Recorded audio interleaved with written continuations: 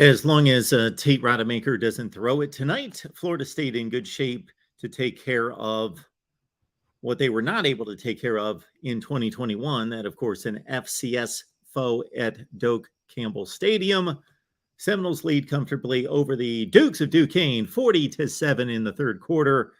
We will break down the game as much as it needs to be broken down. And, of course, take your comments and questions on Florida State football first and foremost, and the day in college football, as we're jumping on a little bit early because, hey, why not? The game's over. Unless, again, Tate Rodemaker gets about 7 or 8 more throws in. But the game's over, and we'll review Florida State's effort in preparing for the big Titanic clash at the Superdome against the LSU Tigers on Sunday night. Welcome into the Voice of College Football. And of course, this is the opening of college football. Just a few teams in the Power 5 and in the FBS in play, of course. But still, we get our feet wet today, and we enjoyed a really good game earlier today with Northwestern upsetting Nebraska 31-28 in the ACC. North Carolina's on the field against Florida A&M. The Heels lead at home 14-7 over the Rattlers.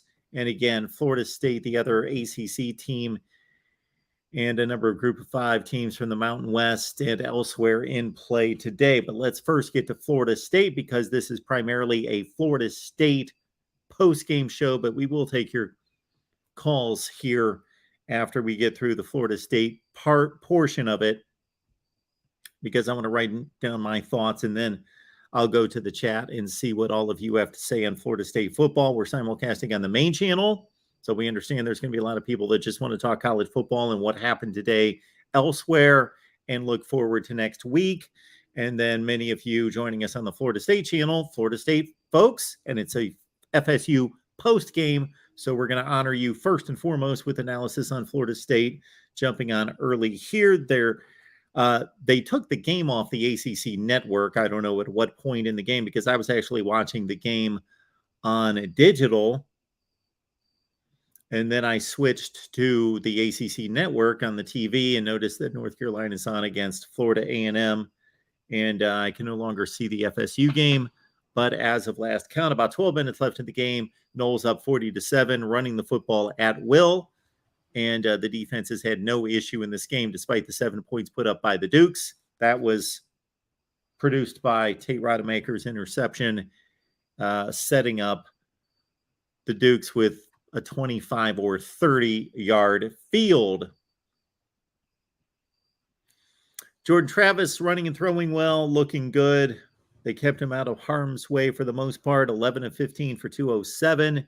Didn't see anything out of him that I necessarily thought was brilliant or troubling, concerning, anything like that. He looked like the Jordan Travis that we got to know last year. Although we are being told by Mike Norvell and others that Jordan Travis has taken another jump as a passer this season. Now, we hear all sorts of good things from all the coaches and all the players from every team during August camp.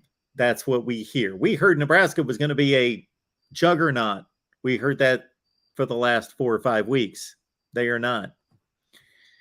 However, let's also consider that Jordan Travis was not an ACC caliber starting quarterback in 2020, and certainly not an ACC starting quarterback from a throwing standpoint in 2020. And he did improve his skill set and become a capable throwing quarterback last year, throwing the ball downfield. And actually his long ball is one of his best attributes. And we saw that on display early in the game, going downfield to Johnny Wilson. So Jordan Travis goes 11 of 15, 207. They got him out of the game. And we mostly see Florida State concentrating on the ground game.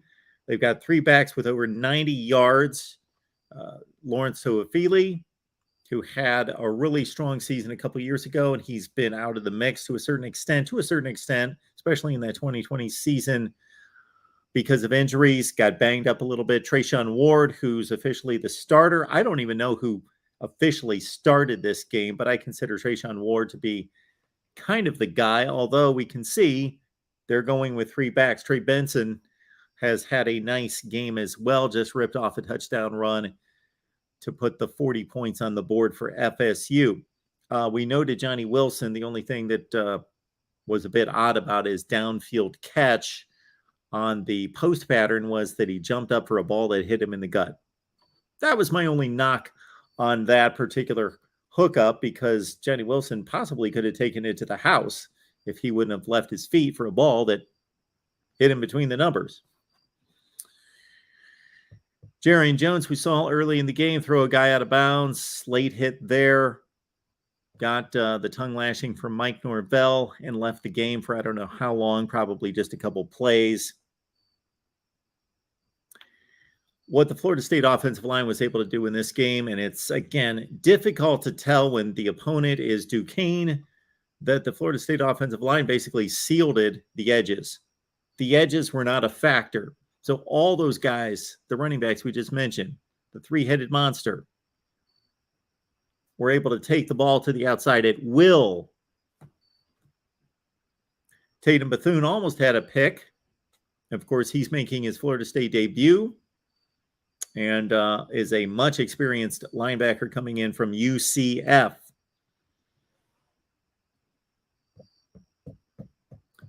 The Tate Rodemaker pick led to Duquesne's only touchdown. Before that, they had 8 offensive possessions. Understand that when you down the ball on a kickoff, you get the ball at the 25.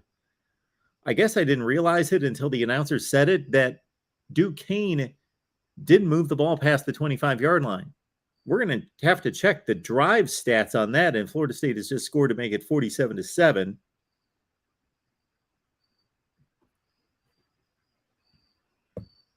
And again, the Florida State ground game has been pretty stellar in this one. Let's give you the latest.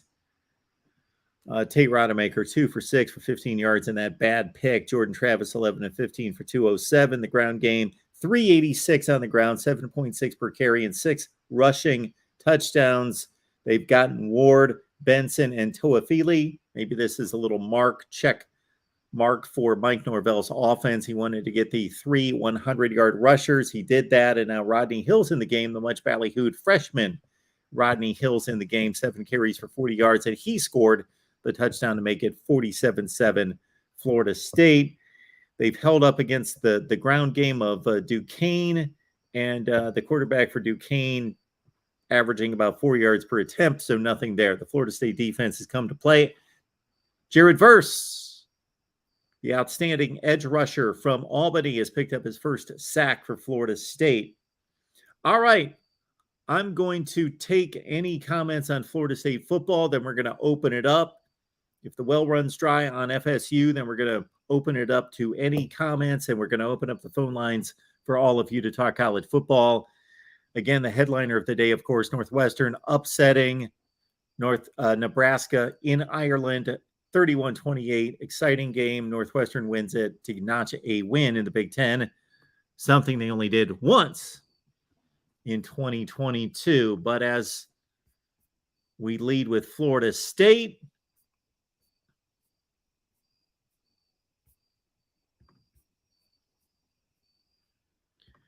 we like that Gary has led the way with liking the video. Thank you for that, Gary. Will's here, Notre Dame fan. Yes, Peter, 3 backs over 100 yards. They're all looking good. Trayshawn Ward in particular had a couple really nice moves off of would-be tacklers. The spin move. So both, man, it's one thing when a back, excuse me, it's one thing when a back shows athleticism. It's another thing when a back shows physicality, but when it's shown at the same time in one play, but even when it's shown on one play, but it's shown at different times in the same play, but when it's shown in exactly the same moment on the same play, and Trayshawn Ward did that a couple times in terms of hitting somebody, showing the athleticism to spin and maintain the balance. Pretty good stuff there. One Scoop John's here, Tide Guys here. Good to see everybody in the chat.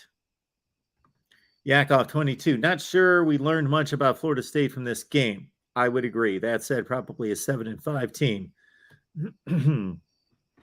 The one thing that was probably confirmed, not that we necessarily learned it, but confirmed, and I don't want to blow out of proportion Tate Rodemaker. I've been a bit rough on him to start the show here, picking on his one pick.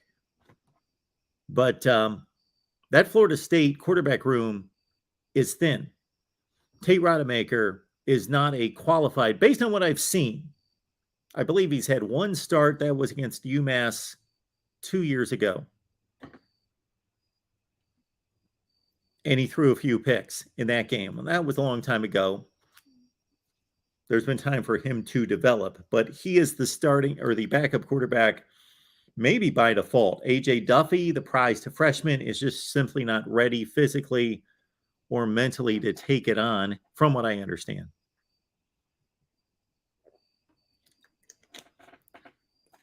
So Florida State's in a bit of a middle ground in regards to how to run the offense, because Mike Norvell, he definitely has an offensive identity that he built and showed us most notably at Memphis, and he's transferred that to Florida State. Look at the running backs that Mike Norvell's offenses have produced at Memphis that have moved on to the NFL. It's pretty impressive. He's very exotic with his running schemes and with his blocking schemes for the run game. Well, Jordan Travis is a huge part of that, and this Florida State offense was entirely different with Jordan Travis versus Mackenzie Milton last year.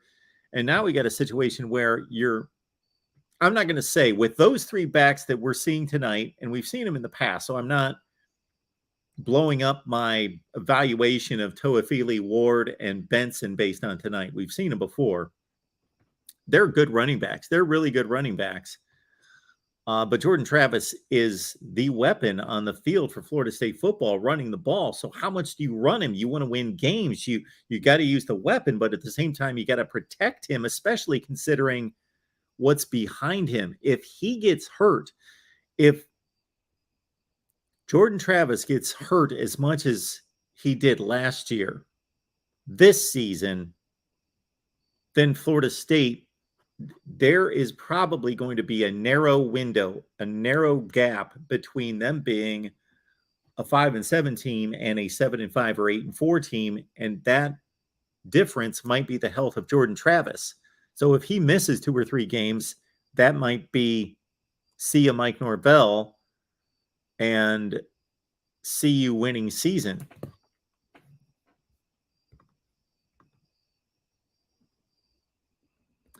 One scoop, John. Yeah, the knuckleheads at the Voice of College Football referring to themselves there. I would never do that. I would never do that. They didn't get that from me.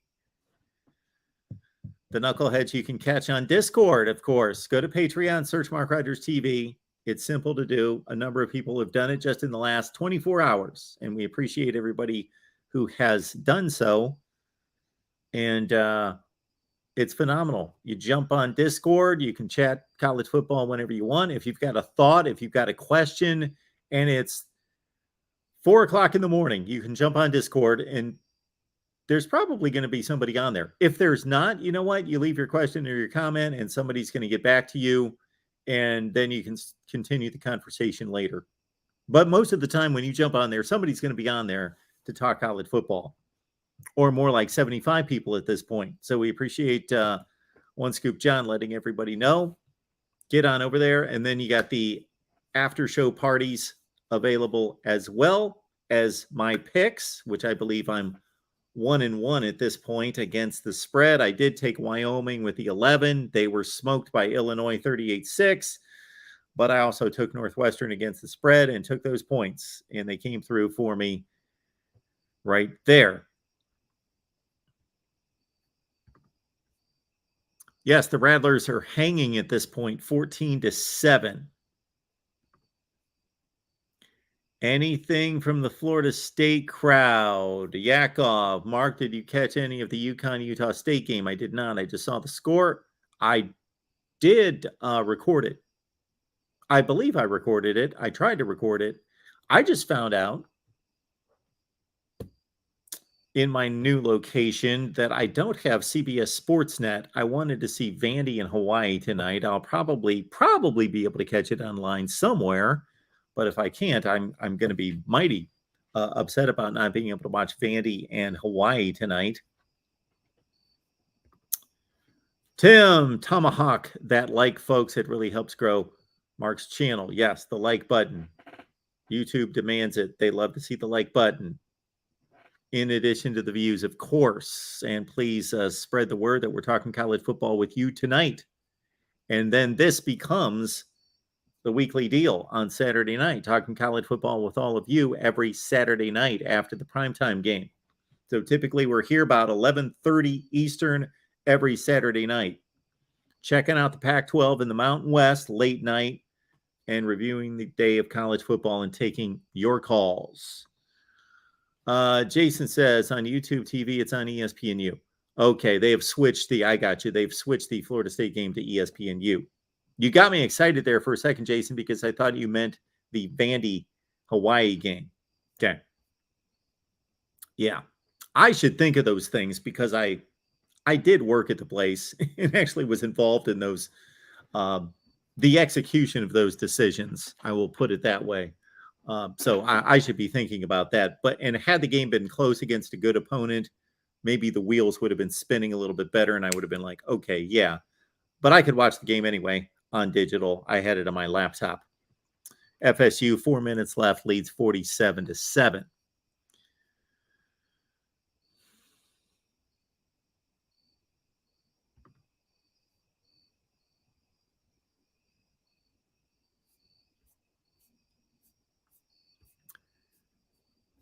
Super chat coming in from Hunter. Appreciate that so much. Hunter, roll tide and go Knowles. Yes, Hunter's got this odd combination of fan interest. He's an Alabama fan first and foremost. I don't think it's close between the two, but his secondary team, Florida State. Thank you for that, Hunter. Knowles will win their opener for the first time since 2016. Lost to Bama in 17, West Virginia. Virginia Tech in 18. Anyway, now I'm forgetting. Last two seasons, it's been Notre Dame last season in 2021, 2020, lost the opener as well as, yes, I thought I could recollect all those games, and I can't for this split second. But anyway, I just know that Florida State has not won an opening game forever. They have not. Well, they lost to Georgia Tech in the COVID season. Yeah, 2020. That was a Georgia Tech loss. Last season was Notre Dame, Virginia Tech, and Alabama. And I think I'm missing somebody in there as well.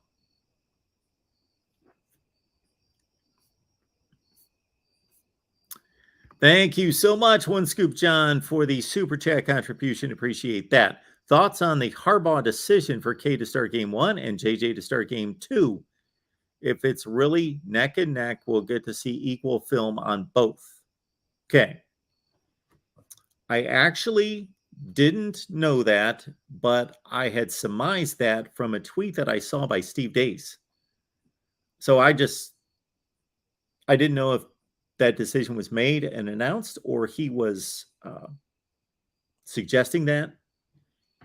I like it. I'm good with it because it's just a different version of what I suggested anyway.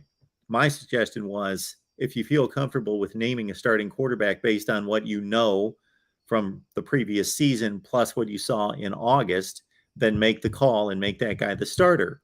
But if you're not convinced and you truly believe it's that close of a competition and you want to see them continue the competition with live bullets firing, then you take it into the first 3 games of the season and then make the decision.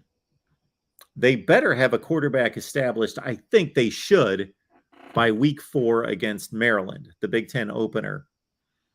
So my version was going to be either to play them both in all the games in the preseason, the non-conference games, or name a starter.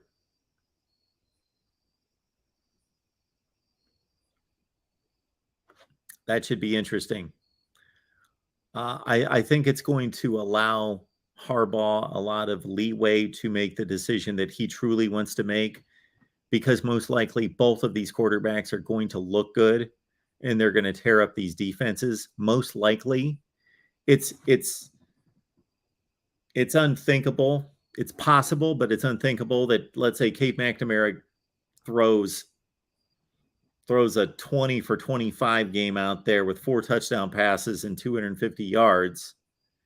And against a similar opponent, JJ throws a couple picks, struggles a little bit. His accuracy's off. He's 16 for 27. And it's the clear comparison just game to game is Cade's the guy based on just that one game. And then if Harbaugh, by making this decision, if there's a distinction between the two quarterbacks' performances in those two games, that he's got to go with the guy that plays better because that's the way he's setting it up. But most likely, they're both going to tear up bad defenses.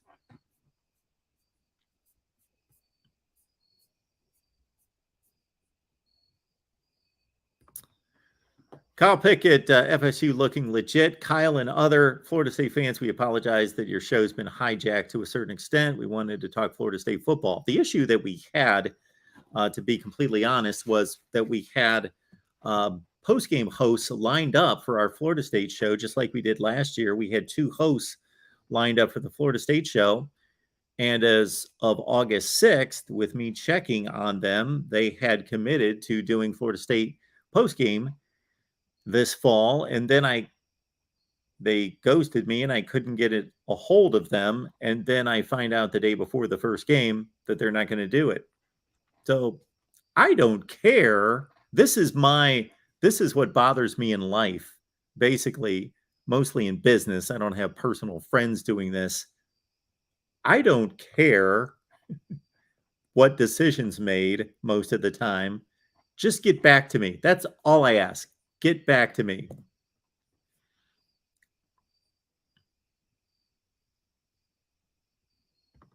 There we go. So Zucci says Florida State looks good.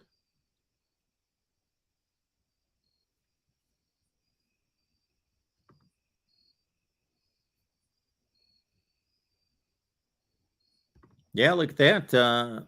Florida A&M with a touchdown to get close to UNC at 21-14. Any other comments I need to hit? So if you just joined us, this is a Florida State postgame show. However, I ran down my notes. I gave you all I've got on Florida State football against Duquesne, everything that I could gather, the Noles performance against Duquesne. It's fairly meaningless. Stay healthy. Don't look bad. They took care of business. 47-7. That's about what we expected. Move on to LSU.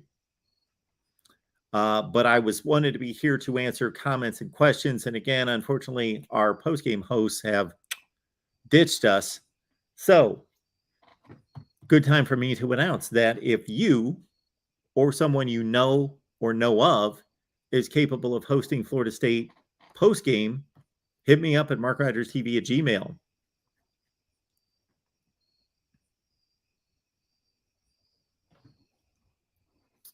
All right. I believe we have exhausted the Florida State talk, but of course, we're still open to talk everything and anything in college football. I've dropped the link. Here it goes in the chat. Please join the show. Give me a call. Grab the link and give me a call here at the Voice of College Football on a Saturday night. Let's run through the scores in the meantime. Let's catch you up to date. What do we got? And understand, folks, that this is just a slice. This is just a taste. If you have yet to join us and be part of the Voice of College Football community for a football season, this is what we've got every Saturday night when it's full throttle.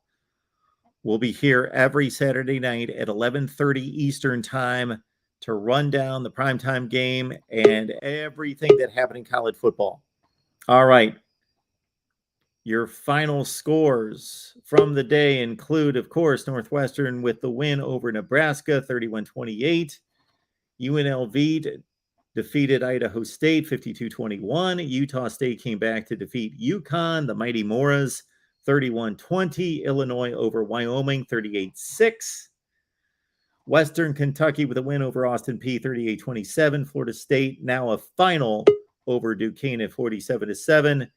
Partial scores: North Texas and UTEP are delayed. No score. Second game of the day that's been delayed. North Carolina with an interesting tussle with Florida A&M right now at 21-14. Just a couple minutes left in the first half. Florida Atlantic is blowing out Charlotte 33-7. And there you go. We're caught up. First up here, the voice of college football on a football Saturday. How about that? Hunter, how you doing? I'm good, Mark. How are you? Good to have football back.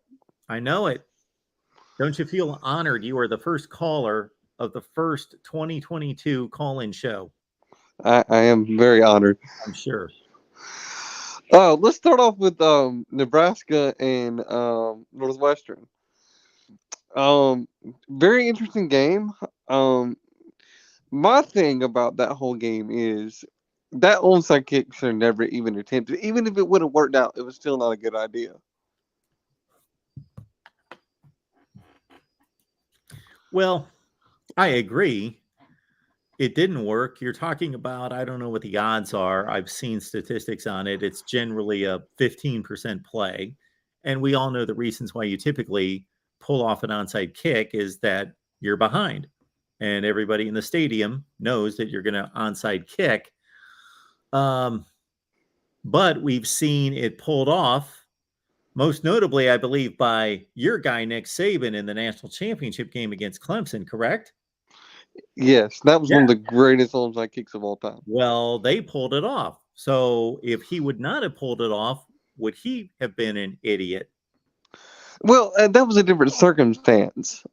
Okay. You know what I'm saying? Like, I'm saying even if they would have retrieved the ball in that situation, it still wasn't a good idea from just on a play calling perspective.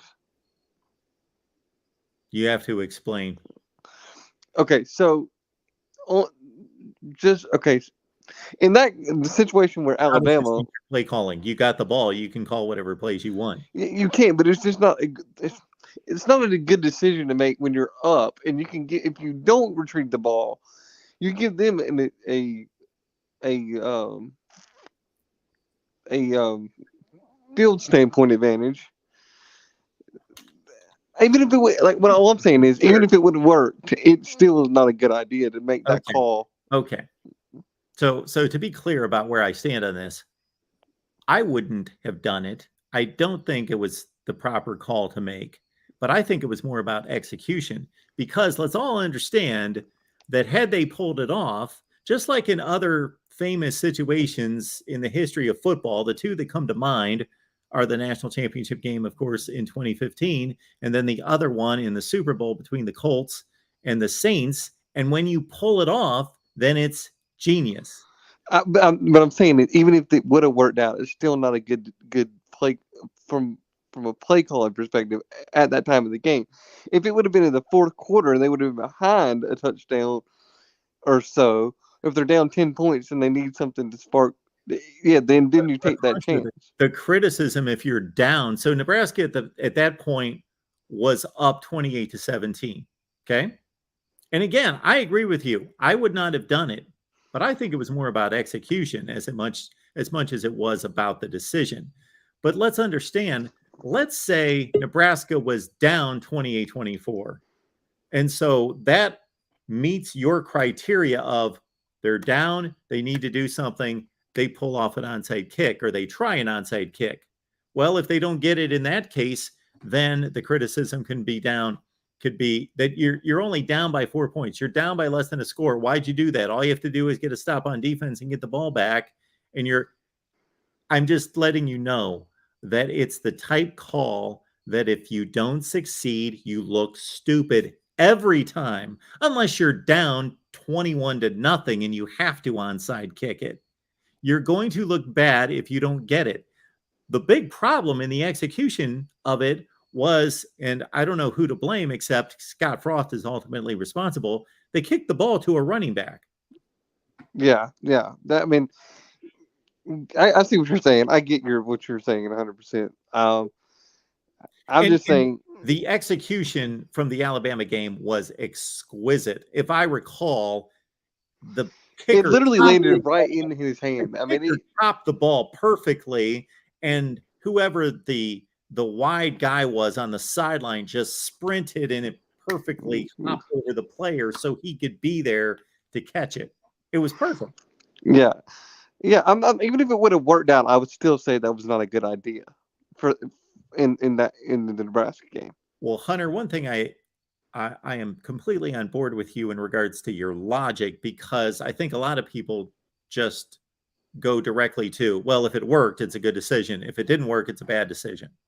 I don't agree with that thought process. Yeah, that's not my position.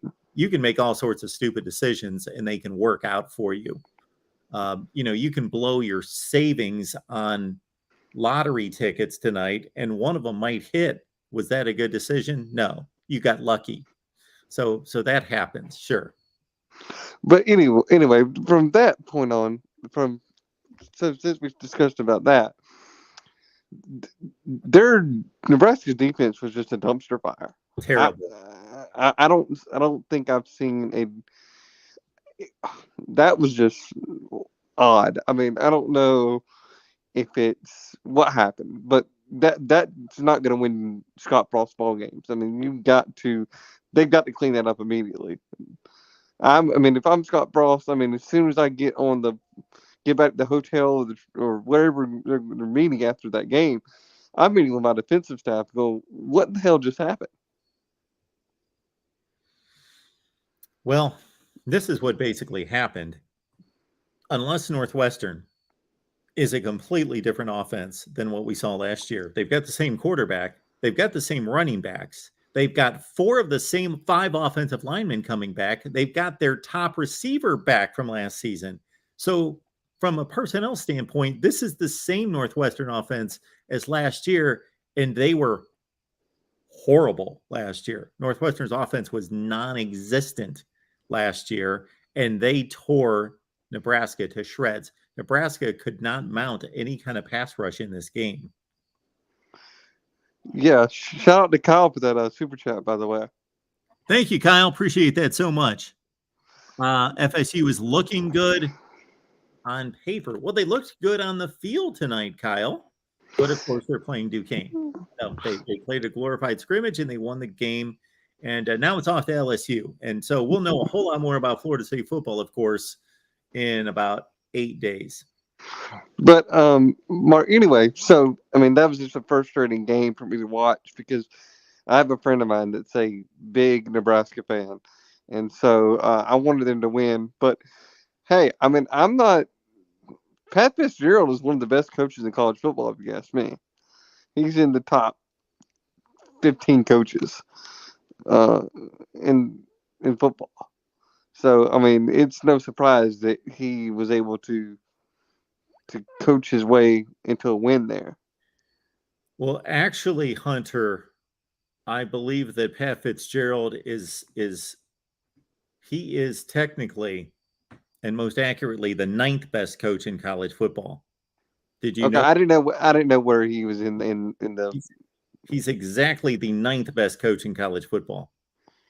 So it's no surprise to me that he was able to do what they did. I mean, they looked sloppy at times in the first quarter, and they looked kind of inconsistent, at times. But they pulled it together when they needed to. So I mean, you can't dog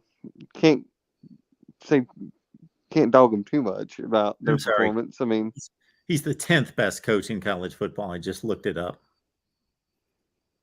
So yeah, I knew he was in the 10 to 15 range.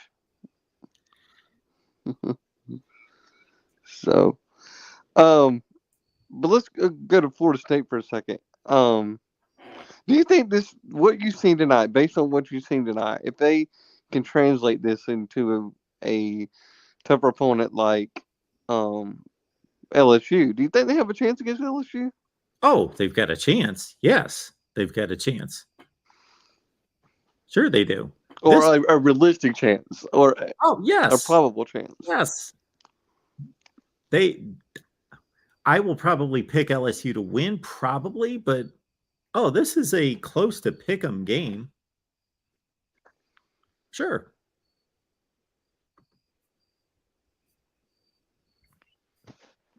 Yeah, I like what I've seen tonight. I think they got good running backs. I think that Wilson kid at the wide receiver position is pretty good. When he transferred from Texas? Johnny Wilson was I'm mixing him up with the other transfer from UCLA. Johnny Wilson, no, he wasn't from Texas. He was somewhere in the Pac-12. I'm forgetting now. Arizona State. Yeah, Arizona State. He looked really impressive. He made a catch, there where he kind of threw it high and was able to bring it down. But he's 6'7", so I. Anything else, Hunter? No, I'm just glad to have football back and ready to watch some Alabama football next week. I know we're playing Utah State, but it's going to be good to see, just kind of get an idea of what we're looking at this year. So thank you for taking my call, and roll tide. Thanks, Hunter. Appreciate that. I don't know why I'm posting my Power 5 coaches rankings, but I just felt like it. Kyle, we always notice, Kyle, especially Tim was noticing because he took control of the chat and he became graphics coordinator. I didn't know that I had assigned Tim to that, but I appreciate him waking me up, slapping me in the face with those contributions coming in. Kyle, thank you so much for the second one here. When you drop a Hyundai and nobody notices. Mark's pick's better than lottery. Let's not go there. I'm gonna wait till I'm off to a good start with my picks, because if you pick games / bet games, you know that it plays with your mind. If you're on a run, you know that it's going to end at some point. And I'm just off to a 1-1 start, so it's no big deal.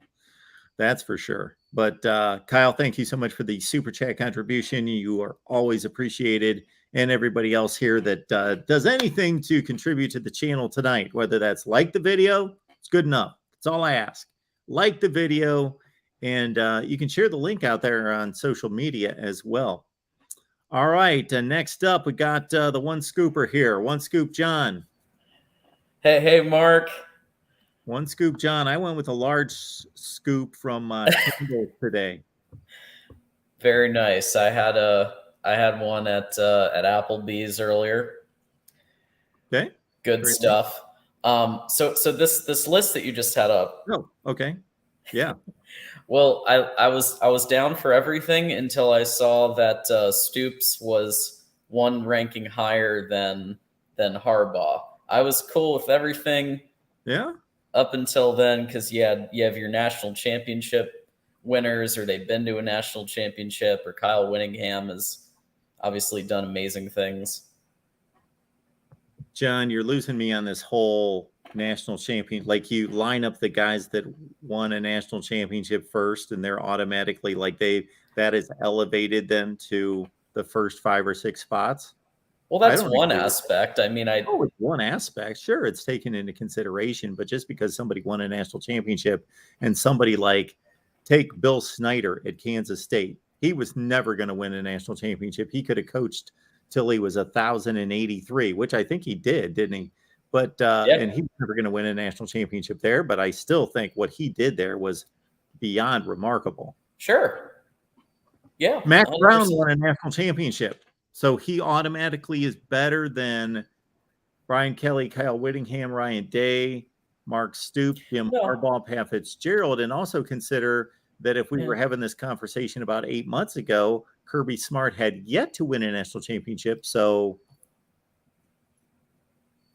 you think that Kirby Smart last year would have been 3, though? I would have had him. I don't know where I had him. I do this about every year. I'd have to go back and look to see where I had him ranked. Yeah. I mean, obviously, top five. I'm playing devil's advocate, John, to a certain extent, because with more information, Yeah, you adjust your rankings. So, totally. when I get criticized, like anybody does, where, well, you said this 3 years ago. Well, I've got different information now, so Yeah. I may change rankings and ratings or my evaluation of somebody. Sure. And that's what makes the voice of college football one of the top networks, and right up there with, I'd say, better than the mothership, and We're trying, John. that's what I think. We appreciate your help. So you already covered the Scott Frost decision today, and I did ask D4 Sports because he has the coaching Yep. experience. We did a Patreon hangout before you came on, and I asked him, because I'm just like, you have the experience. Help me here. Help us. Yeah. And he said it was mind-boggling. Like he couldn't believe it either. And the only exception he said was, like, if it was built into the game plan, like scripted somehow, like at this point in the game, we are going to do this, would be the only way he could see any type. But yeah, he was just as dumbfounded as everybody. I'm surprised that he would say that even. Yeah. I would have to have that explained to me, that's almost like saying on the 53rd play of the game, we're going to run a draw. And then on the 53rd play of the game, it's 3rd and 8 and you are losing and you need a first down. I just I wouldn't understand that at all. Yeah. I mean, that was literally just the only maybe. That it was what we call grasping at straws, of like trying to figure out what was in his head. Yeah, I was playing devil's advocate, and I was trying to bring forth the point that I make, not just with this kind of decision, but with any decision. Fans do tend to jump on somebody when it doesn't work, and if it did work, then suddenly it's fine. And just understand that there wasn't a whole lot different in that game in terms of score and situation than there has been in other instances when, again, I believe Nick Saban was down 4 points when he did what he did. Right. Mm-hmm. And so if he doesn't execute it, Clemson takes over at midfield. They score, they're up 11, and the criticism is, you knucklehead, trust your defense, kick away and make a stop, and then you got the ball to take the lead. Same thing with, I don't know if you like the NFL, but in the Super Bowl, Sean Payton made that call. I think they were down 10-6 at halftime, and then they come out to start the second half and onside it. Well, if they don't get it, the criticism is, you're right in the game. Why are you handing Peyton Manning great field position to go up by 2 scores? Yeah. Yeah. Who knows? North Carolina just scored. So I see that. They're finally breaking off a little bit from the mighty Florida A&M. Maybe. A little bit. But my other topic, obviously, I did a super chat on it, but it was just posted on Michigan football Twitter, the official letter from Jim Harbaugh saying, I've made a decision that I haven't made a decision, but I am going to put Cade at first game and JJ at second, which was an idea that I had in a couple of the Patreon hangouts. I was like, you know what? It would be really great if they really are just neck and neck like this. Like, can we just see JJ run a full game and can we just see Cade run a full game without help, like without JJ coming in and bailing out the run, like creating a run threat and creating a little bit more of a deep ball threat. So now they're going to have their opportunity, sink or swim. We'll see. I mean, your point that he might be setting it up for him to pick his favorite anyway might be true, because both the opponents are really bad. But I'm interested to see what happens when Cade doesn't Sure. have the aid of JJ's run threat, Yeah. which I think was really a factor last year. You know what I really think has happened here, John, and this is the real story here, is that I think Jim Harbaugh has some type of anonymous handle, and he has infiltrated the Patreon, and he's lurking in the shadows listening to your analysis. You know, I never thought of that. That could be another reason to spend the $5 to come onto the Patreon and hang out with us. Because you never know. Maybe Jim Harbaugh's lurking. Maybe other coaches are lurking. Who knows? Apparently, a couple of people posted that they made some money using your betting guide, which is pretty cool. I've been trying to do that, but in the state of Florida, it's a lot harder with a lot of these apps and things. But that's another example of why people should spend the $5. I'm on board. I try to minimize the impact of my predictions because I don't want people. Yeah, no, we don't promise. We don't want to promise that people are going to make money. We want to stay away from that. But it's still pretty cool. I can show you my record, and it's pretty damn good. But yeah, I'm not an odds maker. I'm not a handicapper, and I don't take much time thinking about it. I just roll them out there.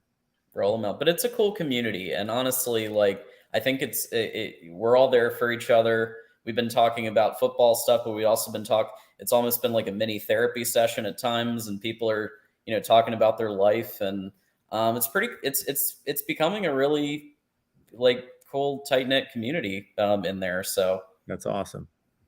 Yeah, love it. All right. Well, I know you have a crap load of callers in the queue, they're so I'm coming. gonna let you go. Thanks, One Scoop. Appreciate it. Have a good night. Bye. Kyle, thank you so much for the contribution. We appreciate that. This is for Tim. All right. So I got to take that. Are you seriously? I got to transfer that to Tim, huh? Man. Huh. Okay. We'll do what we have to do. Thanks, Kyle. Always appreciated. Thanks for being here, man. And everybody else here. Before we take the next call, just want to make sure we're not missing anyone. Exploring with Ben and Sam. Got to join this party. Lies. Mark called me a knucklehead in person while wearing Ohio State gear. Did I call you a knucklehead in person at McDonald's?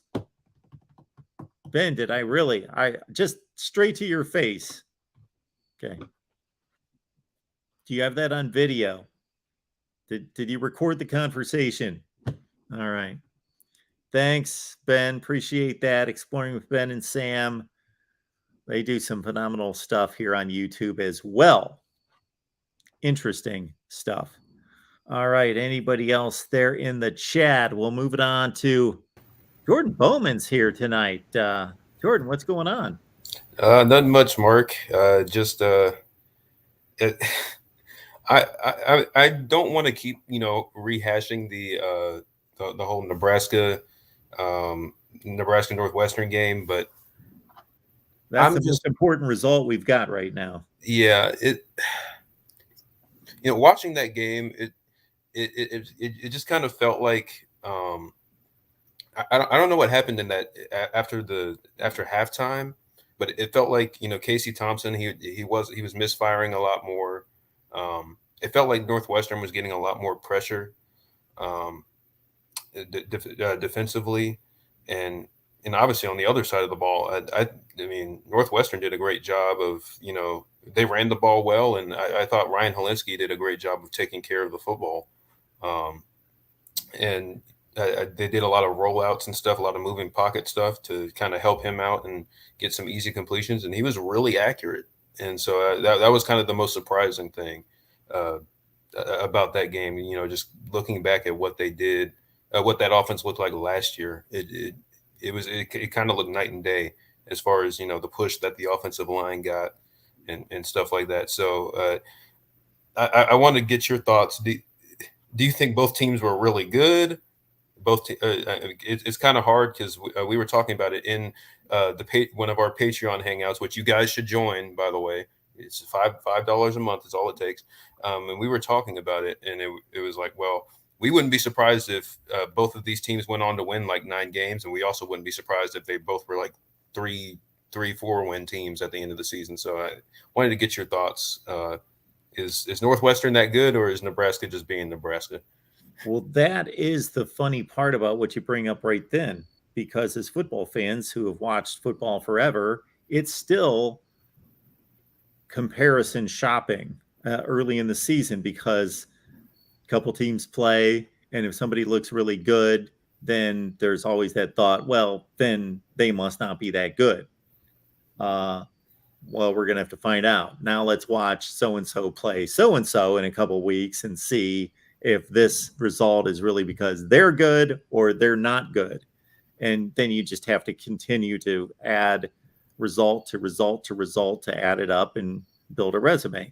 With these two teams, I would be pretty shocked if they went 9-3, Yeah. either one of them. Yeah, I don't see that happening. But I've got a lot of faith and trust in Pat Fitzgerald. I do not think this is an outstanding football team, but I believe after watching today that they are going to have their issues this season, but I see it more as a bowl team than I did before watching this game. But I'm also going to realize that Pat Fitzgerald said a few things that I should have believed. Number one, he said, this is going to be the best offensive line we've had in 17 years. Wow. And he also said that, and the defense was awful last year. They were bottom 3 in the country in rush defense last year. And he just said, we are going to surprise people on defense. We are going to be much better. Yeah, and you kind of saw that. And, you know, obviously they were going up against a Nebraska offense that, I think, you know, there's some talent. You know, they bring in Mark Whipple from Pitt, and you kind of saw, you know, some different things than what they did last year. You know, they were primarily like an option team beforehand, so you saw more kind of it was closer to what Mark Whipple did at Pitt. And I thought Casey Thompson, for the most part, was not bad, and he was really good in that first half. Oh yeah, yeah. And so you just, when trying to evaluate whether Northwestern has really made that jump, you know, defensively, it's kind of hard because, you know, you're playing against a first-year offensive coordinator, new offense, new quarterback,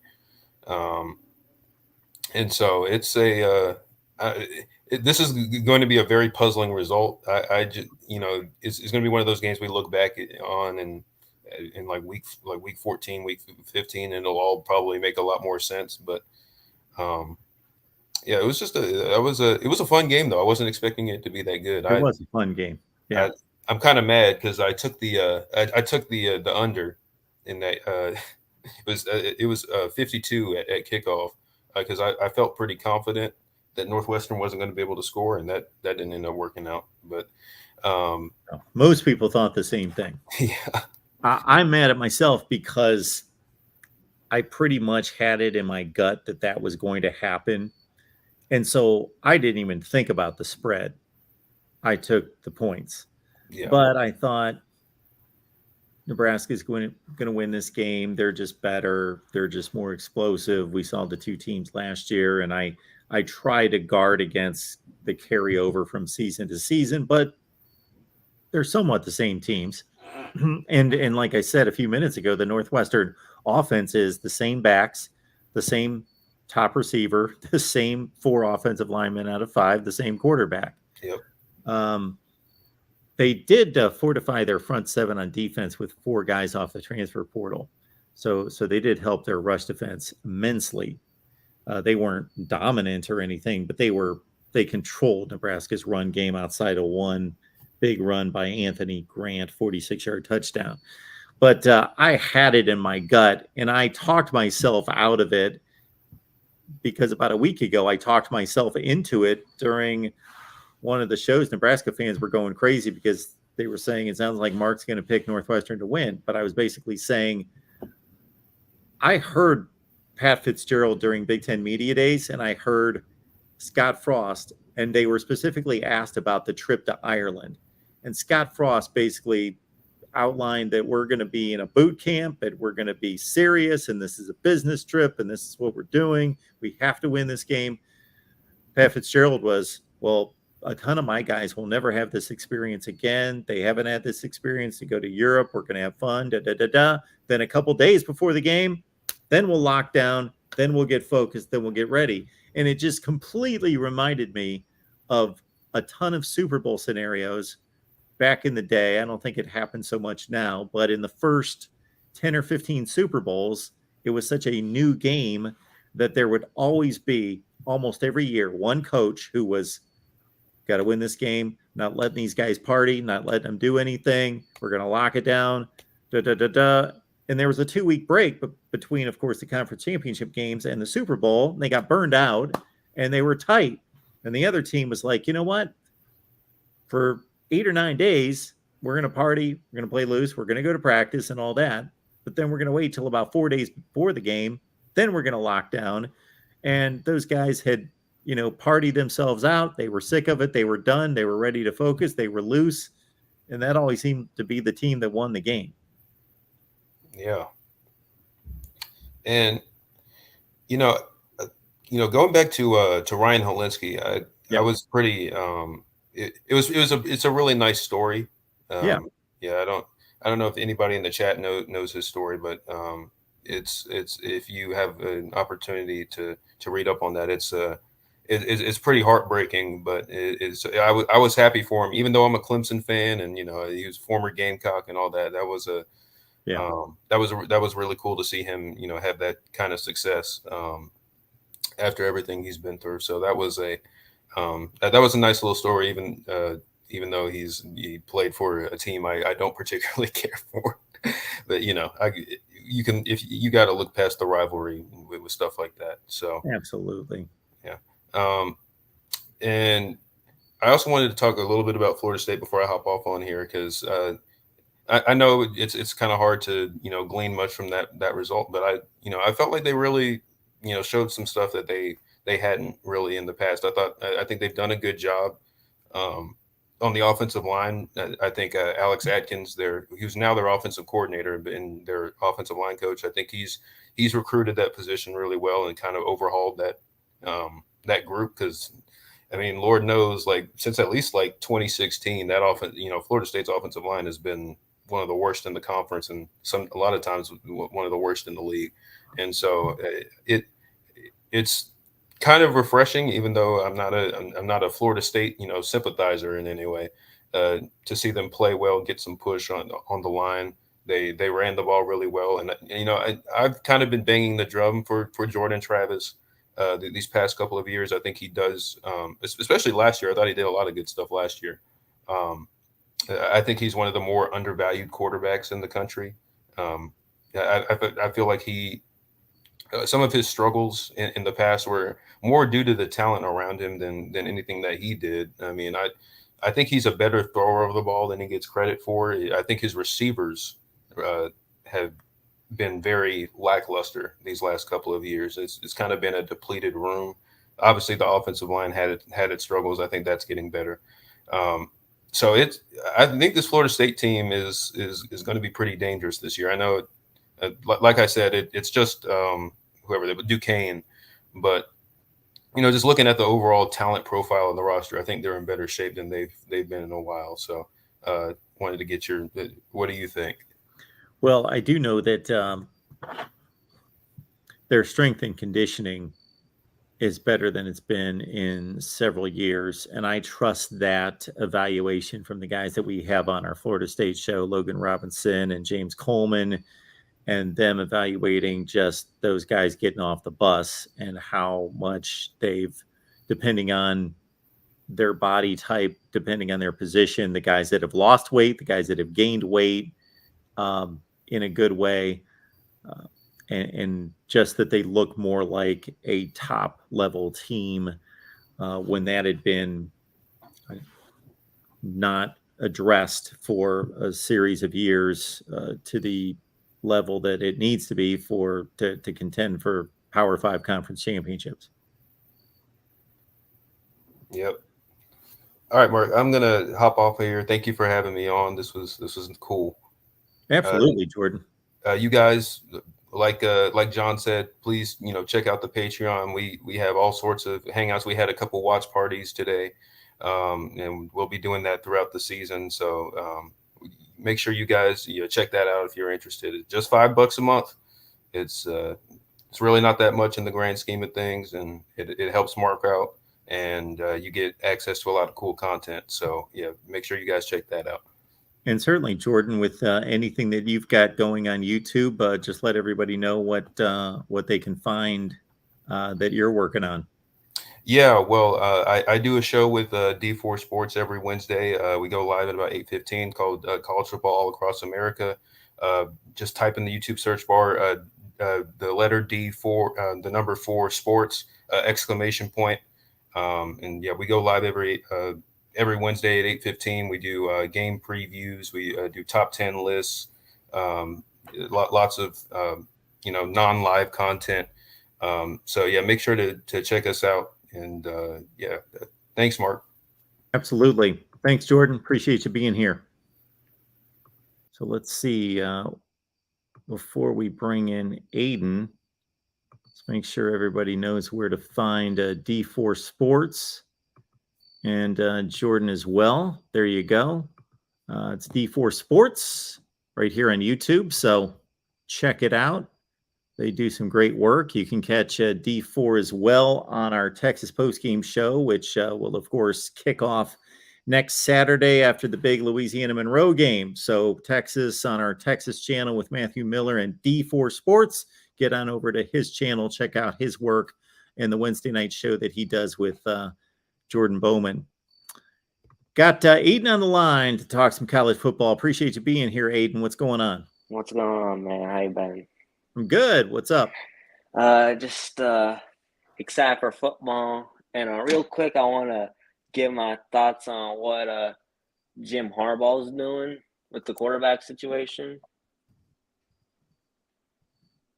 And in my opinion, I don't really think that Cade McNamara should really start a game. Because, I mean, I've seen him play, and we've seen J.J. McCarthy appear. Like, I don't think you need to see J.J. McCarthy play a full game if you've been monkeying him around and letting him appear in like 11 games to know that he's pretty good. Is that a technical term? Monkeying him around? Yeah, it's a technical term Okay. for... So you're a big JJ guy. You think he should start, and you're not alone. That's for sure. I think it's pretty easy to see. What would be an interesting experiment to have in this scenario and others. We just saw one with the national championship team, Stetson Bennett, 3-star, 5 stars in the room. Be interesting to know how all of that would be perceived if none of us knew what their recruiting evaluation was. If they had no stars, no evaluation, nothing. That would be fascinating to know. Because I guarantee a large portion of the people that demand the 5-star would have no idea what they're watching.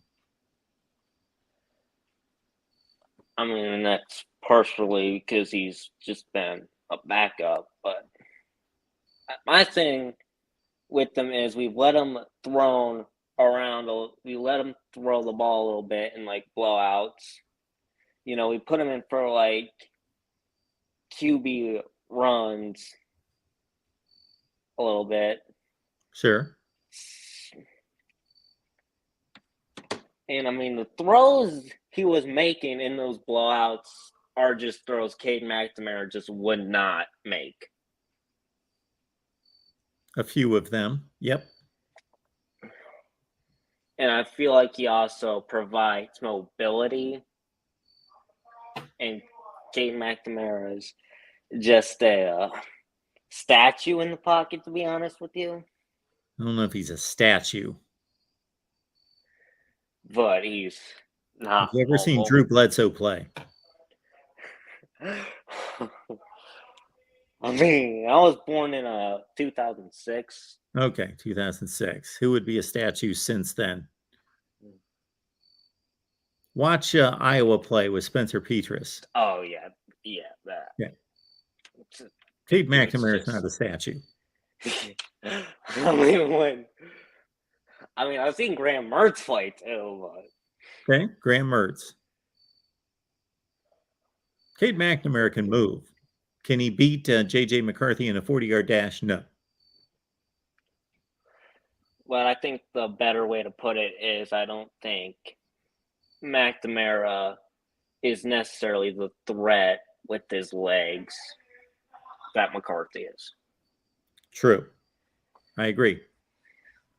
And my mother's a Nebraska fan, so I don't want to beat the drum with the onside kick. But I really don't get it. And reason being is that I just think Casey Thompson was just dotting this a secondary up. Northwestern was down there starting two corners. That championship game in 2015 with Clemson and Alabama where Clemson was up 4, I probably would have done it simply because Deshaun Watson's on the other sideline. And if you watch that game, yeah, you're taking Alabama a risk had no idea what they were doing with them. Yeah, you're taking a risk that our defense is getting shredded for as good as it is, but Deshaun Watson's on fire and we can steal a possession. Yep. It's a calculated risk. But Scott Frost needs to figure something out with that defense.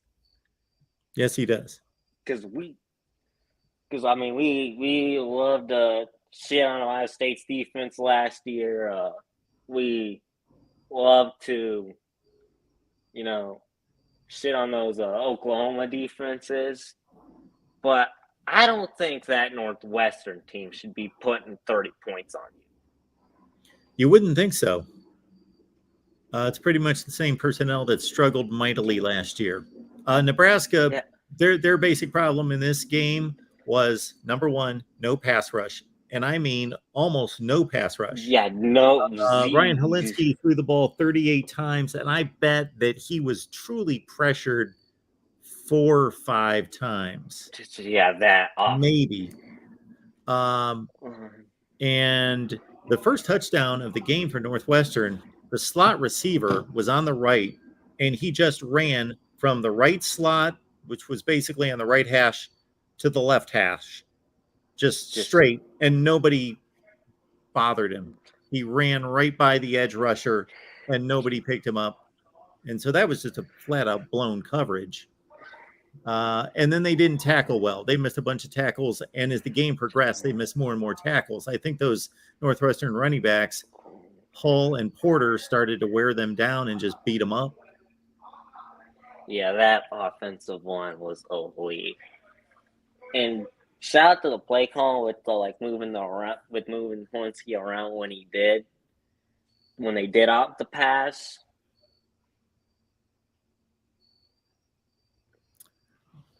All right, Aiden, have you got anything else for us?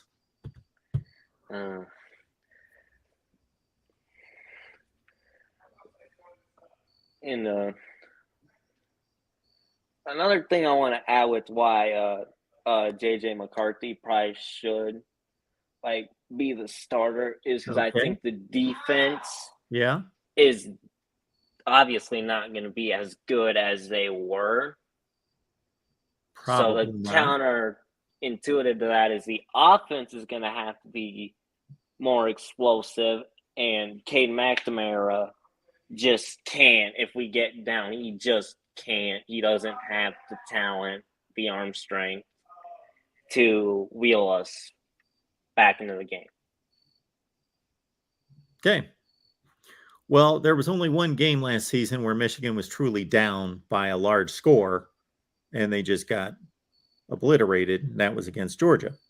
But in every other game, we don't know if Cade McNamara can lead a comeback. We do know that Cade McNamara the season before was down by 3 touchdowns against Rutgers and threw for 400 yards and like 4 touchdowns and came back and won the game. So we do know that. But I think if you're like going up against like an elite offense with playmakers and you're down that much that he just can't. Okay. He just doesn't have the Just talent to understand do that it to regardless match of on who- the other side. Just understand that regardless of who you have at quarterback, coming back by 3 scores against an elite opponent usually just doesn't happen, period. So, Aiden, we appreciate the phone call. You're going to get to see JJ and you're going to get to see McNamara the first 2 weeks of the season, start games, and you can evaluate the 2 quarterbacks. But we appreciate you being here. All right, man. It was a pleasure. All right. Kyle back at it. Appreciate you being here, Kyle. Thank you so much for the super chat, spending that student loan money. There it is.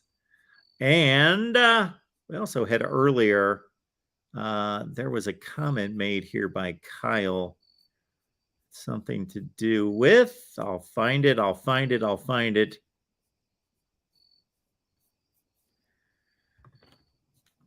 It can't buy happiness. Oh, that would have been a Beatles song if we, of course, went with another description there. Can't buy happiness, but it can provide fun. Thank you, Kyle. Appreciate that contribution. Thank you so much for that. We are now going to the guy that will forever now be known going forward as the host or co-host of the USC postgame at the Voice of College Football. Tim, how you doing tonight? Good. I prefer the usurper, but that's fine. Yeah, I just couldn't let that sit there. I was like, oh man, hey, Mark's you the control of the banners, Tim, not just tonight, but during your USC show. So if you want to refer to yourself as usurper, you can. That could be your handle. Yeah, no, I really called in. I've been busy in the chat, but I called in because I was like, to me, still that onside kick is just not sitting right with me because that. I mean, they were in control. There's nothing, Big Mo is a big, powerful force, and when you have it and you relinquish it like that, that was just huge and totally uncalled for. They might have had that schemed up, like, hey, listen, if you see this, this is what we want to do.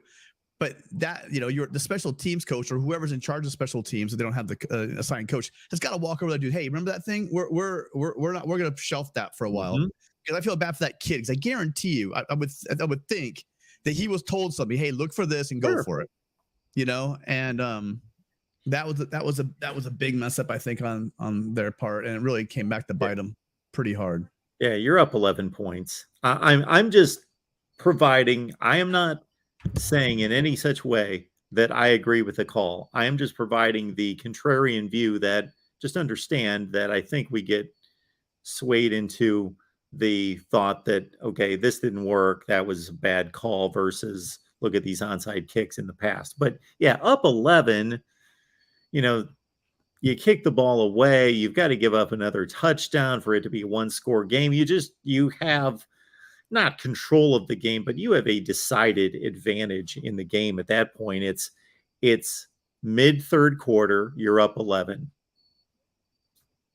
Yeah. And again, you've kind of wrestled, you have momentum on your side, and you can just kind of work your way into that half up with a nice lead. And it just seemed from that point on that they were in a slugfest. Just seems like they got themselves into a situation.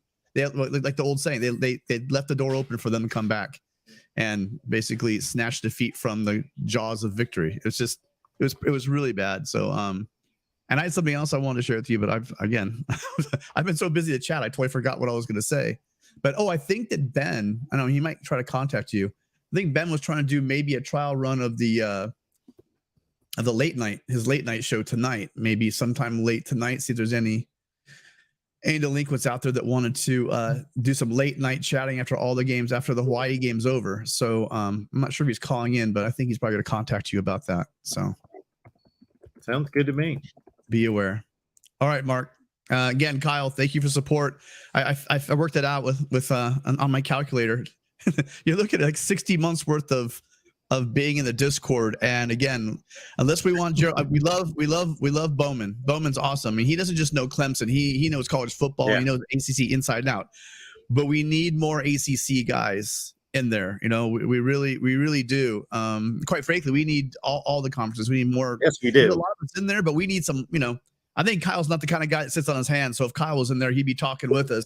And we've been active all day. We've been and at least that I know of, I've been in three watch parties just on 3 games already today. And we don't plan on slowing down during the season. So if you guys aren't in Discord and you enjoy the banter and you enjoy watching college football as much as we do, I don't know what you're waiting for. So on that, I will talk to you later, Mark.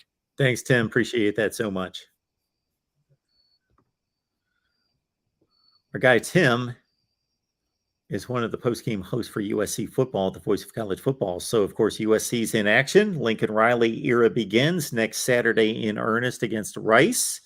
Tim, Tony Altimore, Rick's going to be able to make some of the post-games as well, LBC Trojan.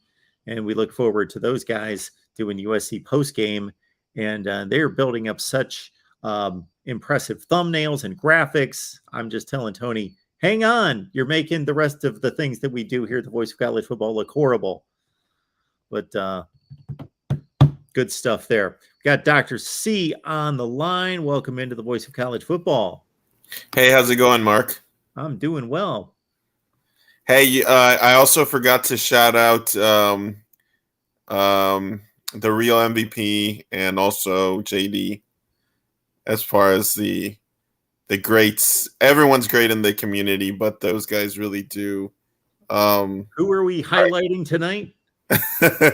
Isn't it it's the real MVP. The real MVP. The real MVP. I used to make that mistake, but yeah, the real MVP. And is it JD, the older gentleman? Don't be a guy, an old dude like me, and call him the real MVP. The real MVP. And who else? Yeah, I think it's is it JD, the older gentleman that calls in? You got J-Dub. J-Dub, yes. J-Dub. J-Dub, he's always, he has real rational points of view, so I enjoy his commentary. Good guy. Yeah. So tonight, I guess, I'm just watching meltdowns of Nebraska fans on Twitter and YouTube. So I feel bad for those folks.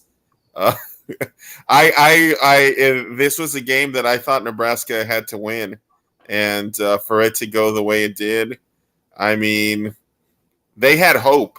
They thought, hey, we had so many games where we lost by 1 possession, and we're turning it around this time. We're going to start winning by 1 possession, right? And after today, I think they lost that hope. I don't know. Do you see Scott Frost getting fired before the end of the season? I would have most likely told you no a week ago, but considering that, so they lost to a team that most likely is going to finish in the bottom 3 or 4 in the Big Ten, most likely. And they've got a date with Oklahoma coming up. They will face a Georgia Southern team that may give them some problems. I don't know. When I'm asked those kind of questions, I readily say, I can tell you what I would do, but I can also not tell you. I can only guess what an administration is going to do that's never done anything like that before. When somebody's got a track record, then we can make some kind of conclusions, but that's not been done in Nebraska before. So who knows? Yeah, and then he's their, the golden child in some way. So yeah, maybe that helps him out. And it's already helped him out. It's been helping him out for the last 3 years. Yeah, definitely. It's a shame because, you see promise and then you see boneheaded plays like that. It's hard to keep them around, I think, for the folks. I think a lot of fans today that were, are going to turn on him. Yeah. Well, the other question I had, you know me, I always got random questions. Is for week 1, why don't I'm like, cut that off. My bad. Little musical interlude to put in the air.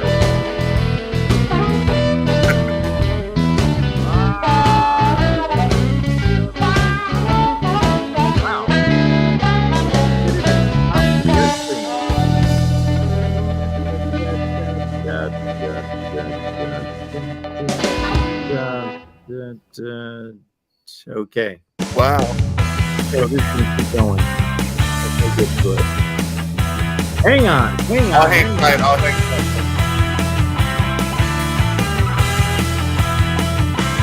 even cut the thing off and it's still going. Wow. Look at that. I've been hit. This is crazy. I've quit everything and it's still going. And it won't stop. Wow. Sorry about that. No worries. We brought the house down, I guess. Could you hear me talk while that was playing? Yeah, Okay. vaguely in the I- background. I Yeah. did everything I could to stop that thing. I quit QuickTime. I quit iMovie. It was playing. I shut the sound off. It's just kept rolling like it was out of control. It's live TV. It's the beauty of live TV. I was trying to test it out without doing anything there, and it just kept rolling along. All right, back to football talk. What do you got? football. I can't Yeah, even so- find it to shut it off at this point. My question was, with these week 0 or week 1s, why don't teams do what like Florida State did and play these, lower conference teams for week 1 to get, in the rhythm? They haven't been playing for 8 months, and that was kind of came, like Oregon, for example. Yeah. Oregon is playing Georgia, the defending national champion, ranked number 3, coming off of one of the greatest seasons ever. Yep. With a coach who has never been a head coach for a single game. Sure. What is the logic in that? And then the next week they're playing Eastern Washington. Okay. It's really easy to answer your question. Okay. Okay. First and foremost, if everyone did that, then what games would we have in week 1 around college football? We'd have Florida State and Duquesne. We'd have Ohio State play Toledo. We'd have Oregon playing Eastern Washington. We would have every game would be a dud. Okay. That's first and foremost. From an entertainment standpoint, every game would suck in week 1. Okay. That's point number 1. Point number 2 is that these games are scheduled contractually agreed upon years in advance. Nobody even knew who Dan Lanning was when that game was most likely scheduled in 2014. Okay, so that's number 2. We don't even know what the conditions of these programs are going to be 13 years later when the games are scheduled. Okay. Number 3 would be, okay, for as much as you are saying, and I agree with you, that there is a disadvantage to playing a really good opponent in week 1, also understand that their disadvantage is your disadvantage. And if you are the underdog, maybe it turns out to be an advantage. Georgia doesn't have any tape on a Dan Lanning coached team at Oregon. Yeah, no, that's thanks for explaining that, because I always thought it was odd. I thought it was a horrific idea to have Dan Lanning coach his first game against Georgia. But we can also do these, call it college football preseason, that one game against these, Sam Houston States, which I went to, or, all those teams, and have these teams, like I said, get into the rhythm of things. But what was it? Yeah, I see your point as well. And last thing, another random question before I go. I heard on another show that Nick Saban pays the janitors extra money to let them know what coach leaves first. So I was wondering if you've heard of any of these stories or weird stories of like coaching methods or things that coach did.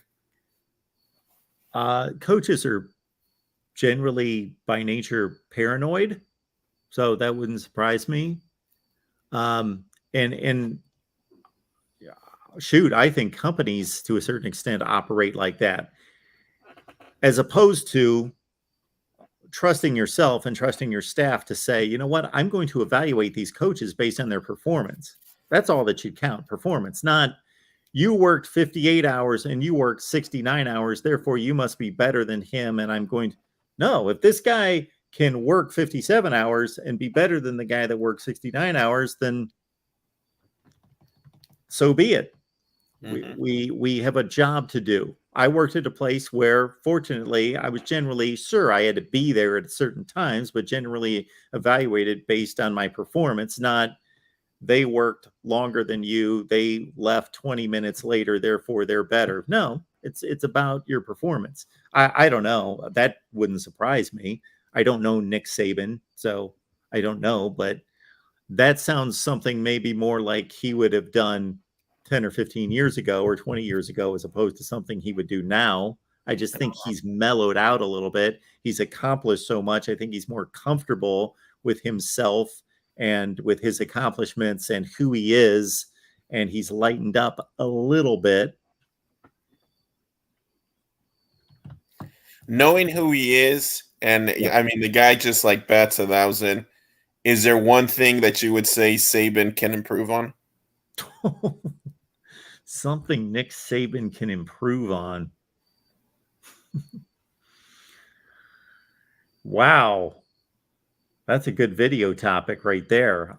I'm going to have to think about that for about, I don't know, about 4 months.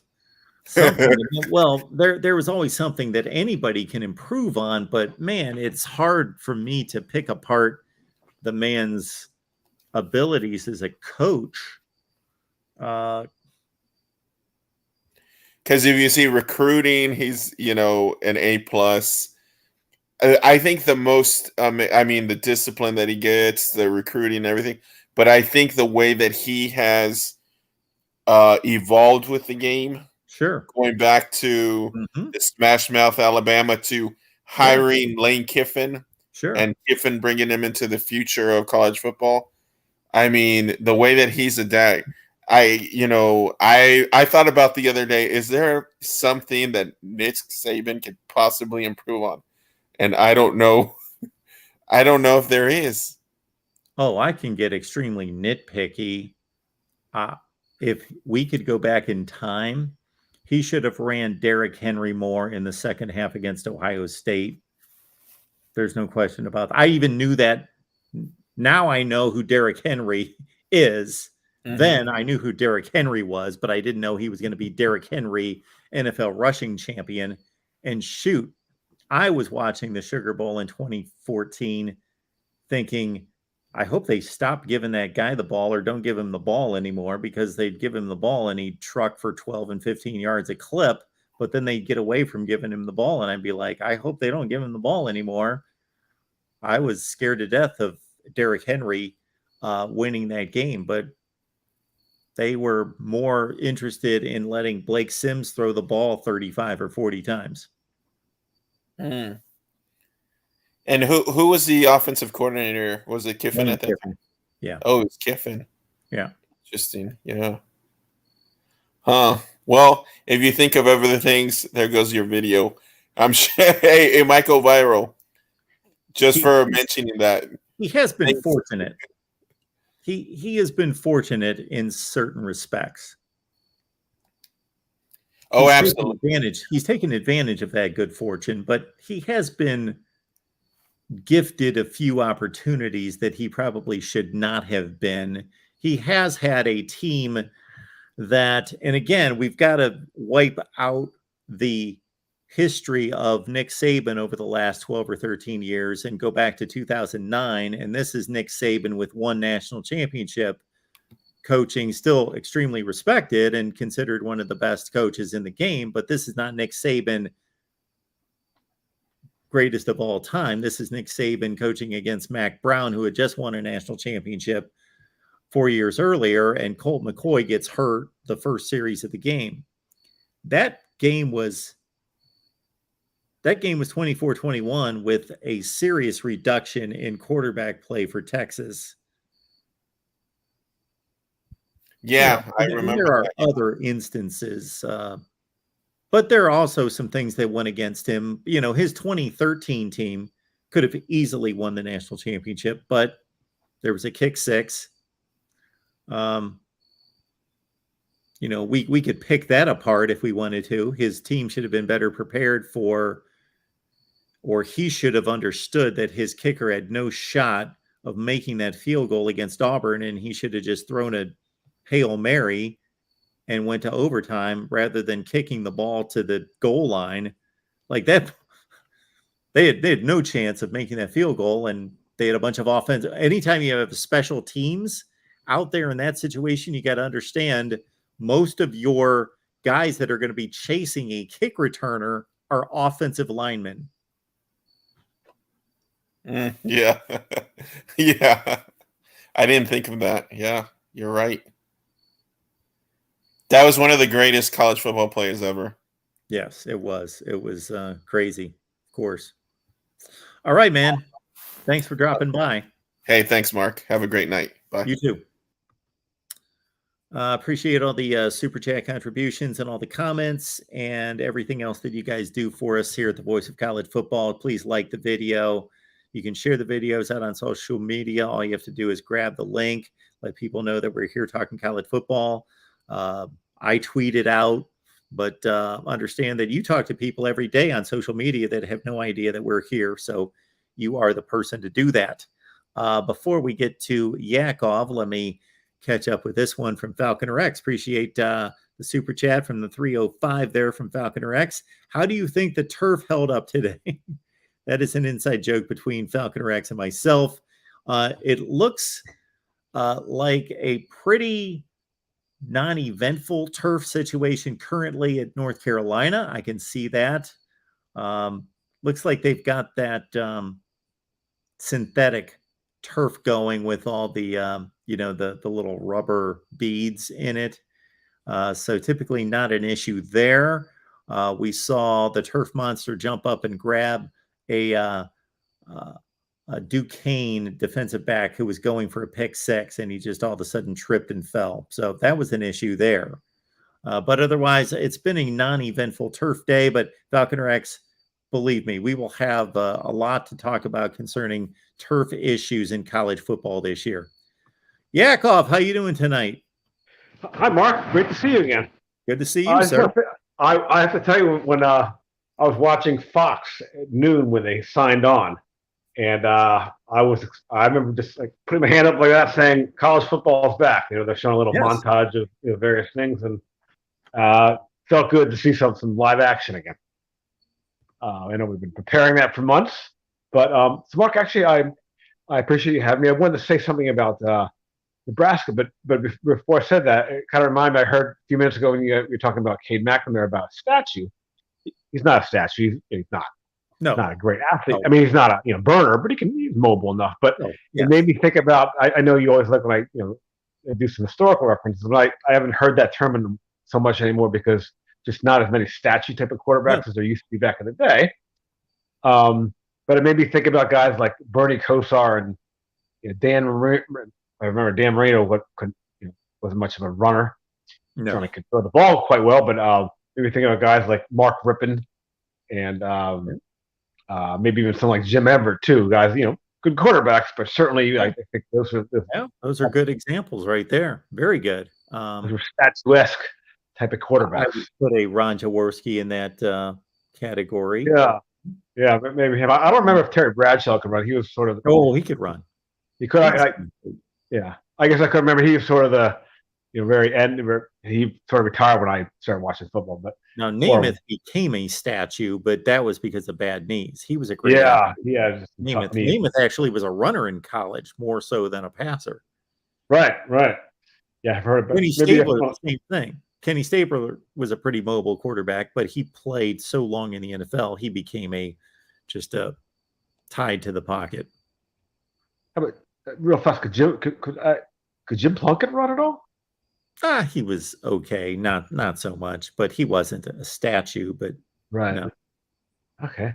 Well, with the statue talk, Mark, I want to say something about Nebraska. Not so much about the game itself, but I was disappointed with the result, and I'll tell you why, Mark. I would say that they've obviously, although they have an illustrious past, they've had a difficult 15 years or so, and despite that fact, though, if let's say Michigan or Ohio State or Alabama, Clemson, Georgia had 15 at best mediocre seasons, it could be. I could be wrong, but perhaps we'd start seeing a lot more empty seats in those venues, and perhaps some interest could low. It could wane to some extent. But Nebraska, I would say that, in my opinion, I'm not sure what the word would be, pound for pound or win for loss, whatever it would be. There might not be a program that's had. Again, I know they've won a lot of titles, but most of them, you have to be about 37 years old to really remember when they were good. Someone who's 25 years old, that all happened before they were born. You have to be in your mid to late 30s to remember their glory days. I would say that. Am I still here, Mark? You're still here.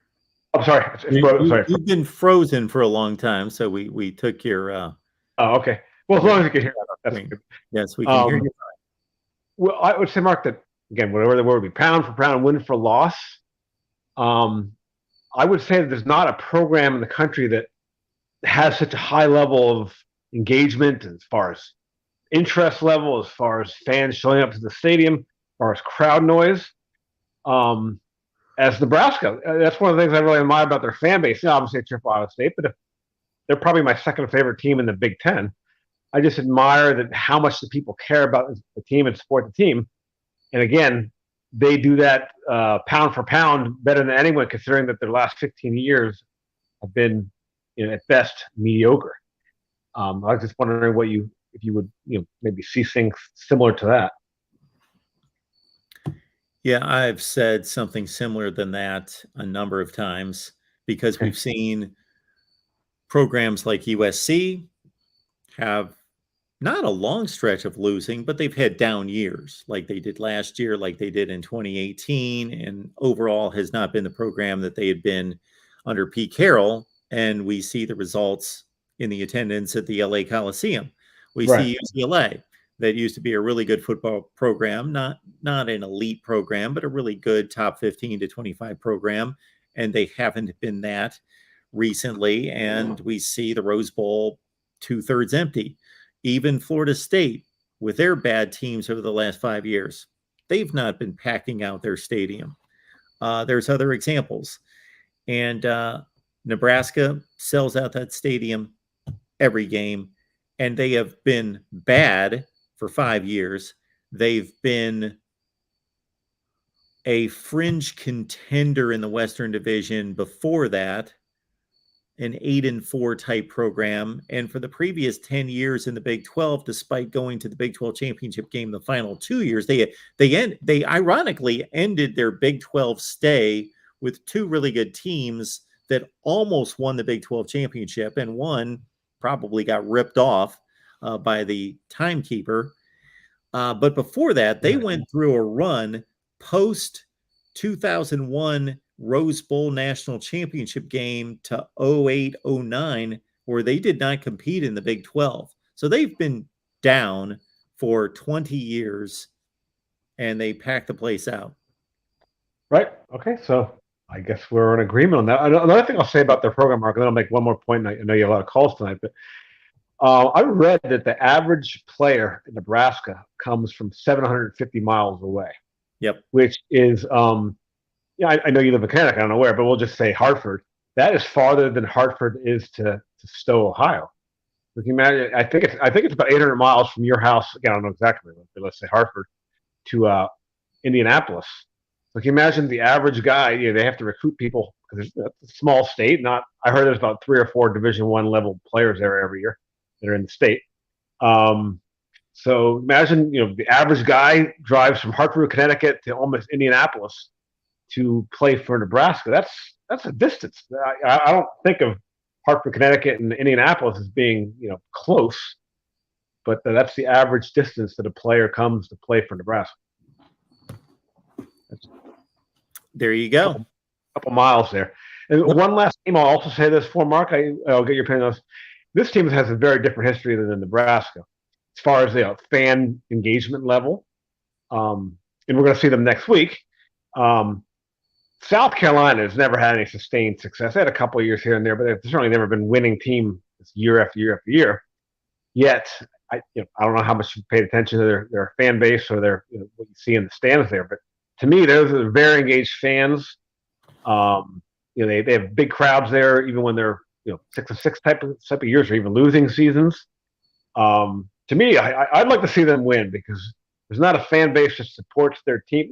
Again, Nebraska's different. At least they have a winning tradition in the past, but they have, to me, South Carolina has about as good of fans as you can get for a team that's never had any sustained success. Agreed. Okay. Thanks, Mark, Yakov. yes, get all your calls, and I look forward to hopefully sending you a super chat for the next Ohio State session, be it Wednesday or Thursday. We will see you on Wednesday. Thanks, Okay, Yakov. have a good night. Appreciate that. Thank you. Yakov is correct about the South Carolina. I have often said that South Carolina is the worst football program in the country over the course of history, taking this into consideration. If you look at any of the other programs that are as bad statistically, winning percentage as South Carolina, they all have a legitimate excuse. Oregon State's in the middle of nowhere with no football players. Wake Forest is tiny, 4,000, 5,000 students, and high academic standards. You have a general understandable excuse for all these other programs. Not South Carolina. They've got football players all over the place, and they've got 80,000 people in the stands, plus, to Yakov's point, that have rooted for and supported that program for decades. And from the time I started watching South Carolina football, they were an afterthought. They were going 5-6 or 6-5 pretty much every year, barely going to bowl games if they did go to bowl games. And then Steve Spurrier gets the job after Lou Holtz did a nice little reclamation project from 0-11 to 7-5 a couple times. Steve Spurrier takes over, and Steve Spurrier, I believe the man's name is Steve Spurrier, couldn't even win. He pretty much went 8-5 every year for about 8 or 9 years before he kicked it in. And Steve Spurrier, oddly enough, won on a running game and defense. They didn't throw the ball all over the yard like they did at Florida when he was there. He won it because they recruited great defensive players and a running game, and they built it on running the football and defense. And he had those 3 11-win seasons in a row in 2011, 12, and 13. Really good teams. That's the peak of South Carolina football, going 11-2, 3 consecutive years under Steve Spurrier. That's the peak of South Carolina football. And then he left, and right near his tenure, then he quit halfway through his season, went golfing, and they've been pretty bad ever since. Yeah, South Carolina. All right. On the other end of the college football spectrum would be the Notre Dame Fighting Irish, of course. Will, how you doing tonight? Hey, Mark. Fun first day of college football. Yeah. Thursday is going to be even better. Congratulations for Scott Frost for finally taking some accountability. Every Scott Frost press conference that I saw, he always blames the players and other coaches. but he did take accountability, saying that the onside kick was on me. Congratulations. He is the head coach. Yeah, he finally took, as the head coach, he finally took some accountability in his actions.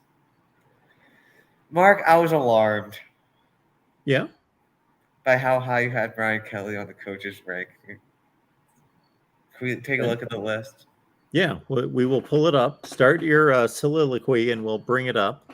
I will not make the mistake of bringing up the Patreon membership that I wanted to recognize and honor and salute. That was the weirdest thing. I was shutting off everything, like I had everything shut down, and that thing just wouldn't stop playing.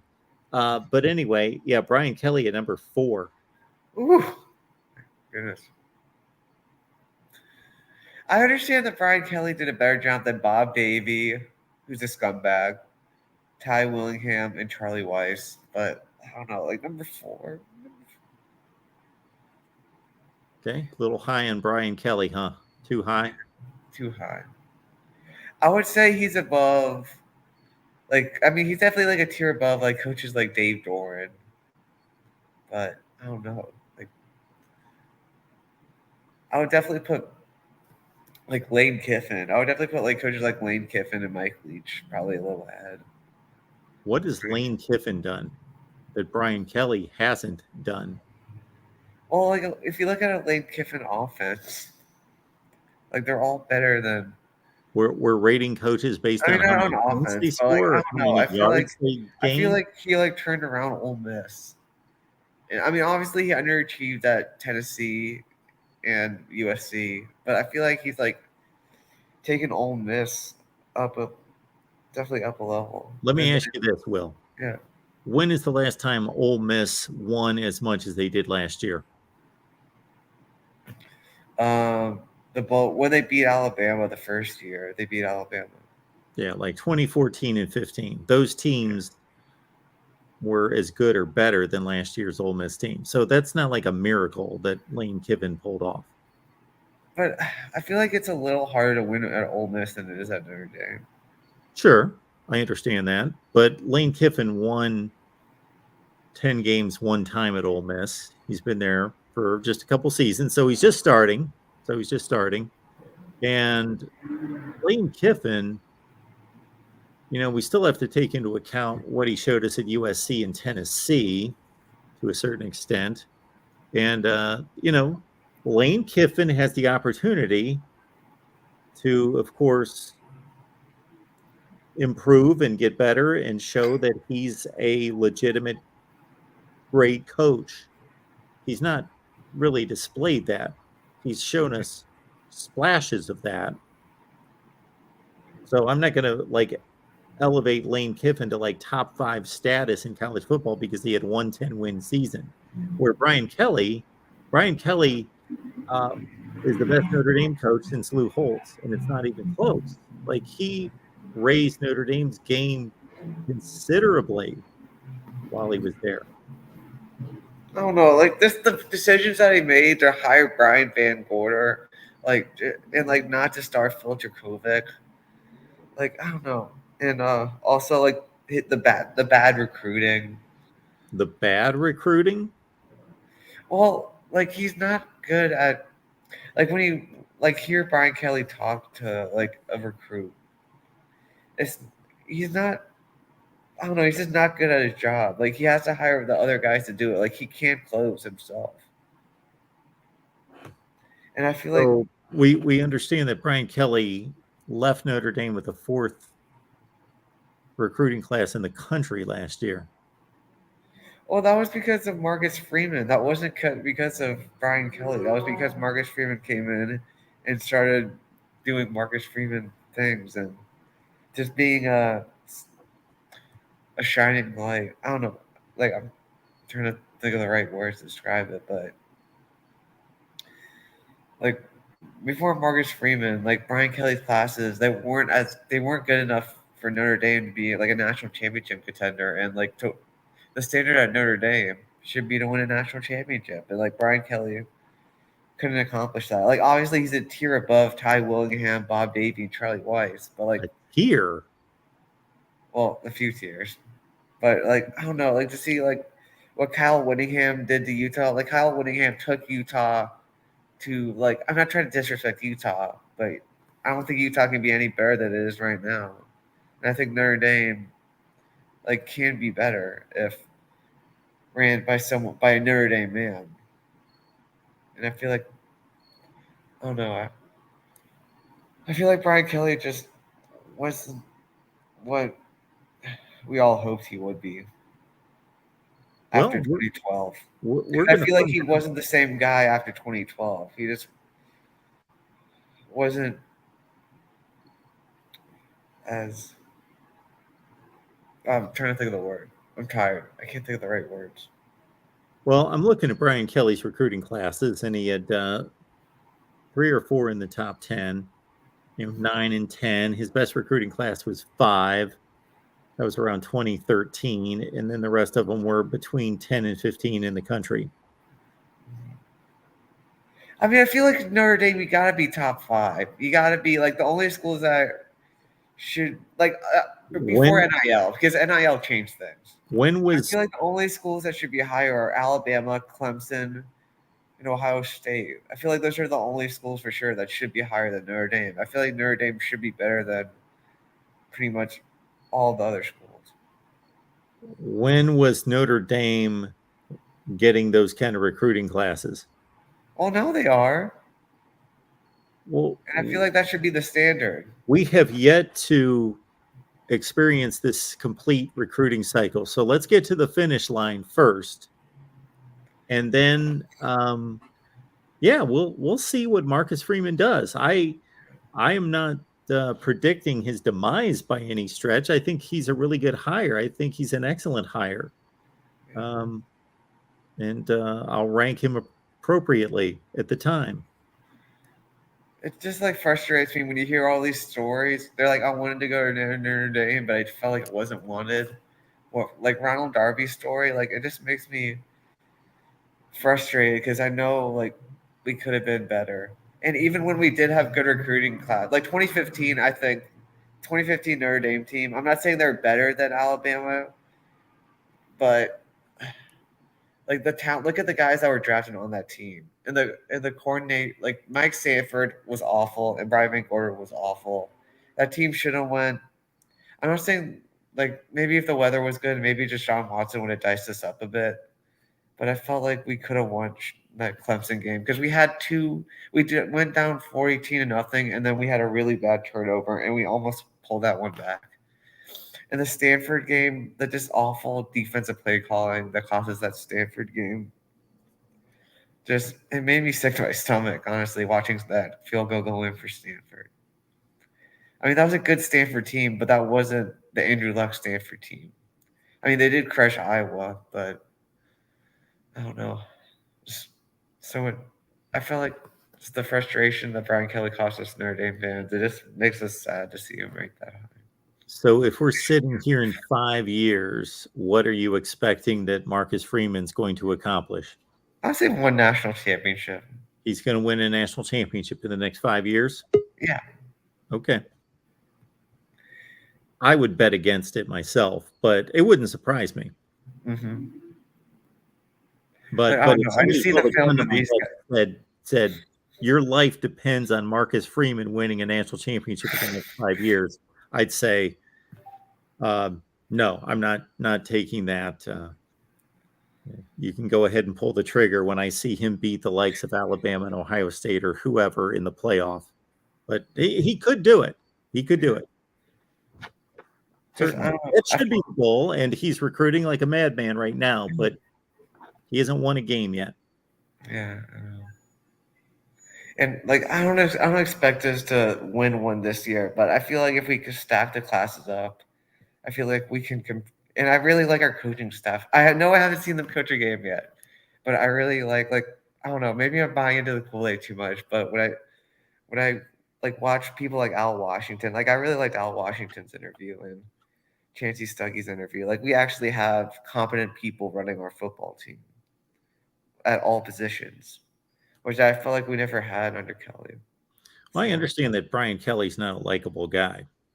He doesn't come off as a kind of guy that I would like to hang out with. I get that. Yeah.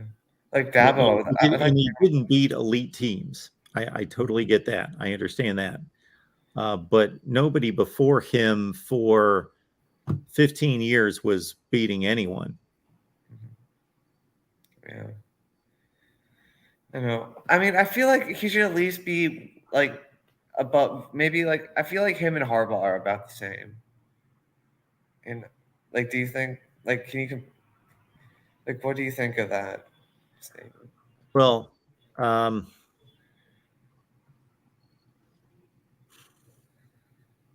actually, Jim Harbaugh, and that's the difficulty with anybody that ranks anything. I mean, is, I would say like tell Harbaugh's people- even better because he's beaten an elite team in Ohio State. Yeah. Well, Even though that team did not be good defense. I try to keep these rankings current, meaning this is what I believe it to be right this second. But Jim Harbaugh does have a more diverse resume and has proven that he can go to different locations and win. But Brian Kelly, of course, he brought his journey up through the ranks and turned around 3 programs. All right. I think we've beaten Brian Kelly to death, which I know a lot of people would like to see, but we'll see what he does at LSU. Yeah. I don't think it's going to be a real pretty season this year. Yeah. I'm hoping for 4 wins. That would be my hope. But I think they'll probably get like 7 or 8 wins. You and other Notre Dame fans, that hate Brian Kelly. Yeah. All right, Mark. Well, wait, is there any chance we could do the late night show tonight? I don't know. Like, if we can, that's okay. You can do whatever you want. Why can't we do a late night show? You talking about on Patreon? Yeah. You knuckleheads can do whatever you want. Yeah. All right. Absolutely. Yes. We're talking to the guy right now. We've got him on deck right now. All right. All right. Well, have a good one. All right. Bye. There he is. What's going on, Ben? Oh, okay. Now I'm clear. You're here. Yeah, it was blurry there for a second. I'm not wearing my glasses, but still. Well, besides harassing the Uncle Lou to come on the show, which I know he won't, because Uncle Lou's on deck. He's scared ready to roll. Oh, he is. Oh, yep. What do we want you two on at the same time? Is there something going on I'm not aware of? Well, no, hold on. Hold on. Let me plug something for a second. Yeah. So Tim said, let's go live tonight with the Late Show. You know, I'm the knucklehead. You call me a knucklehead in person, wearing Ohio State gear. I might have that on film. Was the context of our conversation? What was the context of our that portion of the conversation, which I called you a knucklehead? I don't recall, but I might have it on film somewhere. I might have been wearing like a little camera somewhere. Yeah, I should have watched out for that. But yeah, no. With Tim, Will, John, Eric, everyone else, of course. If we want to launch the live show tonight, I've told Tim I'm down for it. I sent Tim the logo. He has the access for your StreamYard right now. Game on. Also, Vandy is losing to Hawaii right now, which is amazing. Okay, I did take the points in that one. There is a link. I did send a link earlier. There is a link. I'm watching it live. I can put it in the private chat for you. I don't know. That would be phenomenal. Because I just discovered a few hours ago that I do not have CBS Sportsnet now. I used to have it. I don't now. No, I'm the same as you. I realized I have it. It shows up on my TV, same as Big Ten Network. But if you go to watch it recorded, it doesn't show up as anything. It's just blank screen. I'm like, not that I was frequenting the Tulsa Tulane games very often to miss CBS Sportsnet or the Air Force UNLV games that they show on a regular basis. But I noticed tonight I wanted to see the late night Vandy Hawaii game and no CBS Sportsnet. And I flipped to it and it said something about ponying up $12 for some kind of entertainment package, but then it wouldn't show me what I would get with it. So I thought, whatever. Yeah, no, exactly. And that's why Will sent me this link earlier we were watching another game, and then it just crossed over into the Vandy Hawaii game. But there's the link in the private chat here on StreamYard. Okay. Cool. It's live right now. But yeah, Hawaii is winning. Yeah, if you want to bring on Uncle Lou, I will talk smack to him all day long about how we're going to beat down Georgia. This should be entertaining. I'm going to bring in Uncle Lou, and I'm going to move to my other laptop, and I'm going to pull up your link on the Hawaii-Vanderbilt game and enjoy myself while I listen to you two go at whatever you're going to go at. The world famous Uncle Lou's here.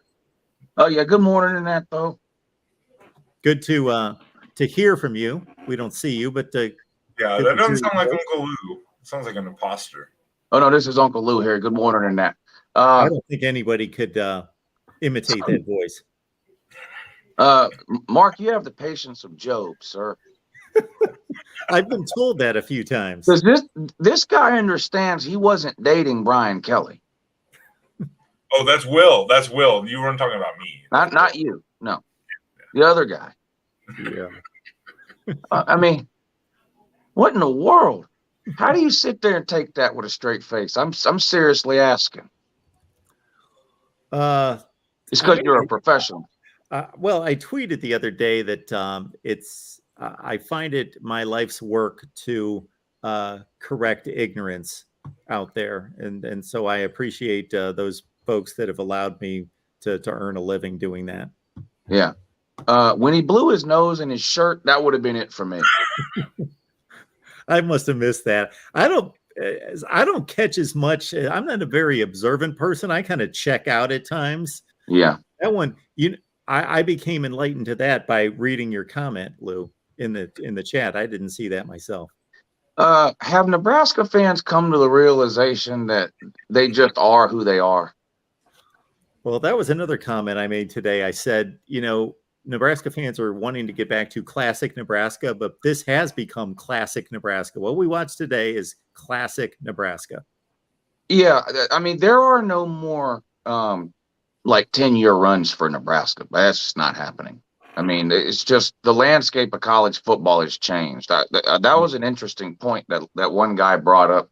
I don't remember if it was on this show or another show you were doing about the average distance that people have traveled is 750 miles than the Nebraska players. Yeah. Why though? I don't see the draw on going there. Where do they recruit at now? Ranking wise. So to speak to what you're talking about here, in my estimation, they've got a couple issues. Number one, they've left the Big 12 to go to the Big 10. And they used to get their players from Texas. They used to go down into Texas and Oklahoma to a lesser extent. And now there's just not that connection there for kids in Texas to say, why do I want to go to Nebraska and go to Wisconsin and play at Minnesota and all these other places? Because they got no ties to that. And then the other issue, I think, Lou, is that there's this expectation that they're going to have this great football program, and they pump all this money into it. They got facilities, they got a packed house every week, but they got no players in the area. So that's why they've got to go 750 miles. Right. Yeah, I feel like they just need to recalculate their expectations. Now, I don't think they should, and really the administration is trying to force the fans to do that. Scott Frost should not be coaching that team right now, period. He shouldn't have been coaching it yesterday. You know what Nebraska is? They're the Midwest Georgia Tech. They just accept whatever they're spoon-fed. Jeff Collins has won 3 games 3 years in a row. They're patting each other on the back over there. I mean, so, but I don't believe in the idea of, well, if you fire him, who you gonna get? That doesn't matter. If somebody deserves to be fired, they should be fired. But they're not getting Urban Meyer. They're not getting anybody with options. Yeah. So the best they're going to do is the next Scott Frost, whoever that is. Well, they should be able to come up with a really good up and coming group of 5 coach. That's what I'm saying. Sure. And when he gets them on their feet at 8-4, then he can say, see ya, I don't want to try to recruit here anymore because now I can go to wherever. Yeah, this is what Tennessee fans had to come to terms with 4 or 5 years ago. Nebraska is now a stepping stone job. Do you really think Tennessee is? Of course it is. Josh Heupel wins 10 games there 2 years in a row. He'll be gone so quick. What ties does he have to Tennessee? None. Well, a stepping stone possibly for him, but I think that if they get the right guy and they can pay him $1 zillion a year, just like Jimbo Fisher or fill in the blank, that Tennessee can still be a destination. Yeah, I don't know. 15 years is a long time to wander in the wilderness. Yeah. That's because they've made a lot of bad hires, just like That's true. Miami did forever. Just like Florida. The next Tennessee, Florida Gators. Hey, Sunbelt Billy, what's he doing down there? Hey, did you go to Costco and get your Florida tickets? You know what they tried to tell me? It's just for the bad games. Hello, they're all bad. Florida plays in every one of them. Who did I don't know what's going on. Did you post that, or did I see that somewhere else? Yeah, that's pretty bad. You know, you've reached a certain level. You know, I grew up with that around Kent State and Akron and places like that, thinking that those were the kind of programs that had to beg people to come to games. I mean, it's a good deal. Not going to knock it for that. Maybe it'll give some people an opportunity to go to a game that otherwise wouldn't be able to go. But $60, you get 2 tickets, 2 Cokes, 2 hot dogs. Pretty much you're getting the tickets for free. 2 Cokes and 2 hot dogs run you about $50. Now, I got to think that this is to like the USF game. Well, you would think that, wouldn't you? But what if I told you could get South Carolina versus Florida tickets at Costco? Wow. South Carolina or Florida versus Mizzou. Really? Yeah. It's a shame what's happened down there. But when you hire a Sunbelt coach, you get Sunbelt ideas. Uncle Lou, is it really a shame? Are you saying that it's a shame? What? It's a shame what's happened to them down there. You're a Georgia guy. I know. It's a shame. You hate to see it. 14 years, they ain't even won the conference. Can I get a hashtag 2009 in the chat, please? Well, that's a good point, though. They make up all their money in other areas, like $50 for parking, as Mark said in the chat here. Not you, Mark. Well, Mark. yeah, but every school charges $50 for parking. No, I know, but that's how they're making up their money. You know, their rebuild years. Oh, yeah. That's right. I forgot about that. Hey, Bo Nix is starting. Shocking that he was. Sorry, man. Sorry to break the news to you. We've seen him before against that Georgia defense, haven't we? How's he done, Mark? Mark, how's he done against Georgia? He's got 3 L's. Yeah, he's going to be the first quarterback ever to lose to Georgia 4 times. Usually puts about 10 points on the board. Yeah, averaged 10 points in 3 years with a similarly talented team. Yeah. No. Well, yeah, that's a bit of a stretch, but we got you. Auburn's been really good. Yeah, they've been. Oregon's got about the 10th best roster. Auburn's got the 14th best roster. That's a better roster then. Yeah. What do you think the difference is between 10 and 14? You know what it is? Lineman. The difference is Bo Nix. Now that you have Bo Nix, you have the 14th best roster. Flip flop. All right. Hey, Mark, how about these Oregon fans got to pretend to Bo Nix whenever Bo Nix beat their ass at his first ever game as a starter? It is pretty funny. You remember that, Mark? That was a nightmare. I do. That was a nightmare. Bo Nix played like crap that entire time for 59 and a half minutes until the last 2 plays of the game. You know what? That play is the worst thing that ever happened to Bo Nix because it gave people a false sense of reality. That was a terrible play call, terrible decision to throw that ball. He threw it into double cut. All they needed was a field goal. He closes his eyes, runs around like a chicken with his head cut off, throws the ball up for grabs, and by some miracle, the Auburn guy comes down with it, and Oregon totes a giant L back to the West Coast. And, they're throwing a parade for Bo Nix and burning down Toomer's corner again. Toomer's weed. Is it a tree or a weed? It's a weed, I think. It was definitely a tree before that Alabama fan got a hold of it. Yeah. Oh, well, they replaced it, but now they got a gate around it, and they have a sign on it that says, "Please don't poison the tree." But then the kids go out there and set it on fire. You seen that video, hadn't you? No. Oh, you got to Google Auburn burns down Toomer's Corner. But you know how they roll Toomer's Corner after a win? Toilet paper. With the toilet paper. Sure. Yeah. Some idiot went out there and let the set the toilet paper on fire, burned the whole tree down. E-I-E-I-O. The Barners ain't too smart, Mark. Which is sad to think in that game, like you saw flashes of Justin Herbert, and think of the whole seasons we had Justin Herbert on the Mario Cristobal. Just let him loose, and they did not do it. Yeah. Now Auburn's AD's done quit. Mark, he's the only person that liked Brian Harsin. The fans don't like him. The players don't like him. The boosters don't like him. The only person that likes him is the idiot that hired him. And now he's gone. I'm rooting for Brian Harsin this year. Well, he got done wrong in the offseason. There's no doubt about that. Yeah. But he's a terrible head coach. Well, I don't know if he's a terrible head coach. Well, we can only judge him on wins and losses. Well, he's only coached there for 1 year. Yeah, and was it good? And they were 6-2 at one point with your boy Bo Nix starting at quarterback. And that string of losses are not necessarily embarrassing to the likes of Texas A&M and Alabama. Remember, if Tank Bigsby doesn't run out of bounds, they beat Alabama. They beat the second best team in the country. That's true. Good point. It's not like they got blown out by Utah They twice. didn't get blown out by anybody. Yeah.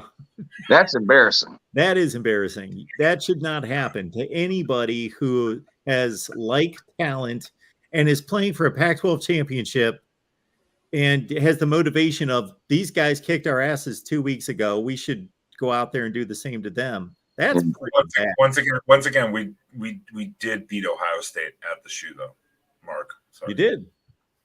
Yeah, that's great. Yeah, Georgia's. I have to take some highlight out of that season. Yeah. You did. That was the only highlight. Georgia's undefeated against Ohio State, so welcome to the club. What else was I going to say? I don't even remember now. Oregon has a win against Ohio State in like 9 losses. Yes, Right. we are 1-9. Like it. They are not 1-0 like We're on Georgia. the board. We're on the board at least. Thanks to Eric Zier and Garrison Hurst and those guys. 1-0. Yeah.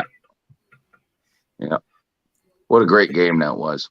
Baby steps. Baby steps. Do you know who the Ohio State quarterback was in that game?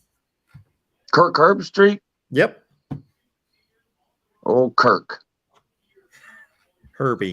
I see College Game Days got the weekend at Bernie's routine going on for one more year. I didn't catch it, but I understand that Herbstreit picked Nebraska to win the Big Ten West. I think you did, yeah. Did you see Desmond Howard's playoff picks? I did. All right. Oh, my God. Some You know guys, what it is? they It's just that wanted to it's be that talked it's about. that fentanyl they're putting in everything now. Everything's laced with that fentanyl. He Some- picked Pitt with a straight face. Yeah.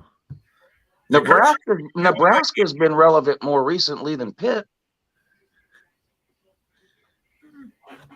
Yeah, depending on your definition of relevant. Sure. So anyway, great to have college football back underway, ain't it, Yeah. Mark? That was a good ball game today, Northwestern Nebraska. It was. Oh, that was a great game. Yeah. Yeah, it was a great game. I mean, I wish they would give us something to watch, one good game maybe in week 0. But if we're going to get this, at least the best game of the day was a great game. Yeah. Yeah. the Last rest year, of these- too.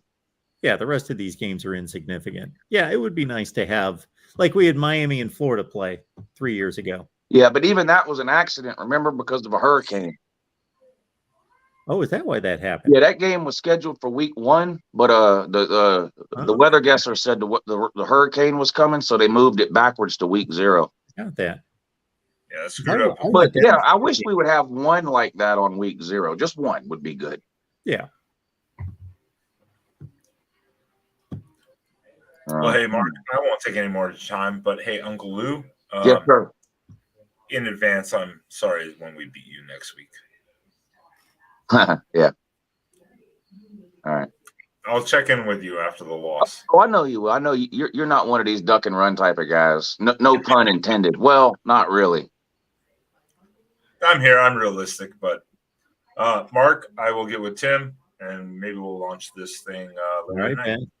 Let me know Enjoy if you need me for anything. I appreciate it, man. Bye, guys. Yeah, I'm gonna get out of here too, Mark. But thanks for having me on. Can't wait till your top 25 poll that actually makes sense, where you have like BYU 5 and like I don't know who else is going to win in week. Oh, well, if Utah beats Florida, you'll have them ranked number 1. Well, no, you'll have Ohio State ranked number 1 because they'll beat Notre Dame. You'll have Georgia 2 because they'll beat Oregon. You won't be able to even rank Alabama because they play Utah State. You'll have you'll probably have Utah 3. BYU. Oh, you probably have Tennessee in the top 10. They're going to beat Ball State. Ball State's not going to get it. No. I was asked by a Florida fan that got all excited. They said, if we beat Utah and Kentucky the first 2 weeks of the season, are we going to be the number 1 team in the country in the top 25? That actually makes sense. And I said, that sounds like a number 1 resume.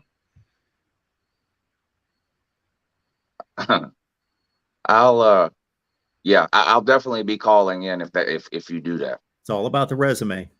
Yeah. And just to get you on the record, Kentucky's not winning the East this year.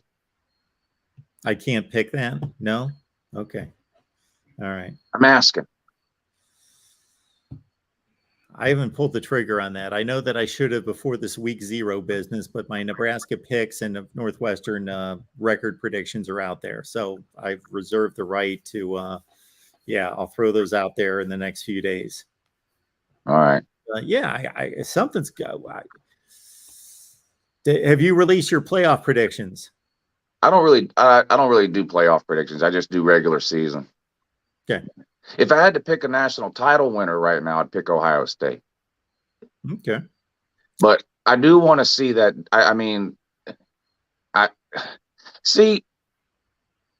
think Ohio State has the talent is there. I don't know what was going on scheme wise or what was going on. It was just a complete mess to get pushed around like that. Okay, maybe you play a team that can sling the ball around and they have a hot day against you. But Ohio State was getting pushed off the ball. Yeah. Like Oregon is embarrassing. Really, Oregon tried to lose that game last year by throwing the ball in the fourth quarter. And I'm like, what are y'all doing? You've had their defensive line on roller skates for 3.5 quarters and you've got the lead. Now you're throwing the ball. Same thing with Michigan. Michigan, man, had ragdolled them for 4 quarters. That was strange to see. But I think the talent is there. They don't even need. I mean, if they have like a top 25-ish defense, top 20, I don't see how anybody beats them. Well, I'll put it this way: that I believe Alabama, Georgia, and Ohio State have the 3 best rosters in the country, and there's then a gap below them. But I am more sure about Alabama and even Georgia than I am against Ohio State. I want to see the Buckeyes in the trenches against Notre Dame show that they're men. Yeah, that's the thing, because you can say whatever you want about Notre Dame's skill positions or whatever, but they do have good lines of scrimmage. So we'll see in that game what Ohio State can do with them. But Mark, thanks for letting me come on. It's great to have college football back, the greatest sport in the history of history. It's going to be a great season, and I'll talk to you again soon. Thanks, Uncle Lou. We appreciate it. Uncle Lou joining us tonight. Good to hear from him. And all right, I will look at the chat, see if we've got anything else that you guys want to hit on. Any crazy comments? Anything here? I gotta tell you, HR picking stuff. That's a number that's been rolling around in my head for quite a few weeks here. Georgia 42, Oregon 17. That looks mighty familiar. I can see that. I can see that. That's actually the number that I had on both sides of that. All right, folks, appreciate you being here in the voice of college football. We've got North Carolina breaking free from Florida A&M 56-24. And, before I get off, Ben had given us the link to the Vanderbilt Hawaii game, and I want to steal that before I lose track of it, because I'm the poor unfortunate soul that no longer has CBS Sportsnet. I just discovered today. King Vegeta, thank you so much for the super chat. UCLA will beat Oregon and go 11-1. If UCLA goes 11-1, then maybe we've got a little playoff talk out there. Going to the Pac-12 championship game, of course, at 11-1, they'll be playing for a possible spot. King Vegeta, at least they didn't poison the tree. There is no way I'm going to be able to find this link now. I'll just have to find it. All right, everyone. Appreciate you being here. The Voice of College Football Week 0 is a wrap. I will be back sometime on Sunday, posting content, of course, getting you all set for Week 1. We've already posted our previews on Ohio State, Notre Dame, Utah, Florida, and Georgia, Oregon. Somebody requested Arkansas, Cincy. We'll get on that as well right here at the Voice of College Football. Have a great night. Football's back.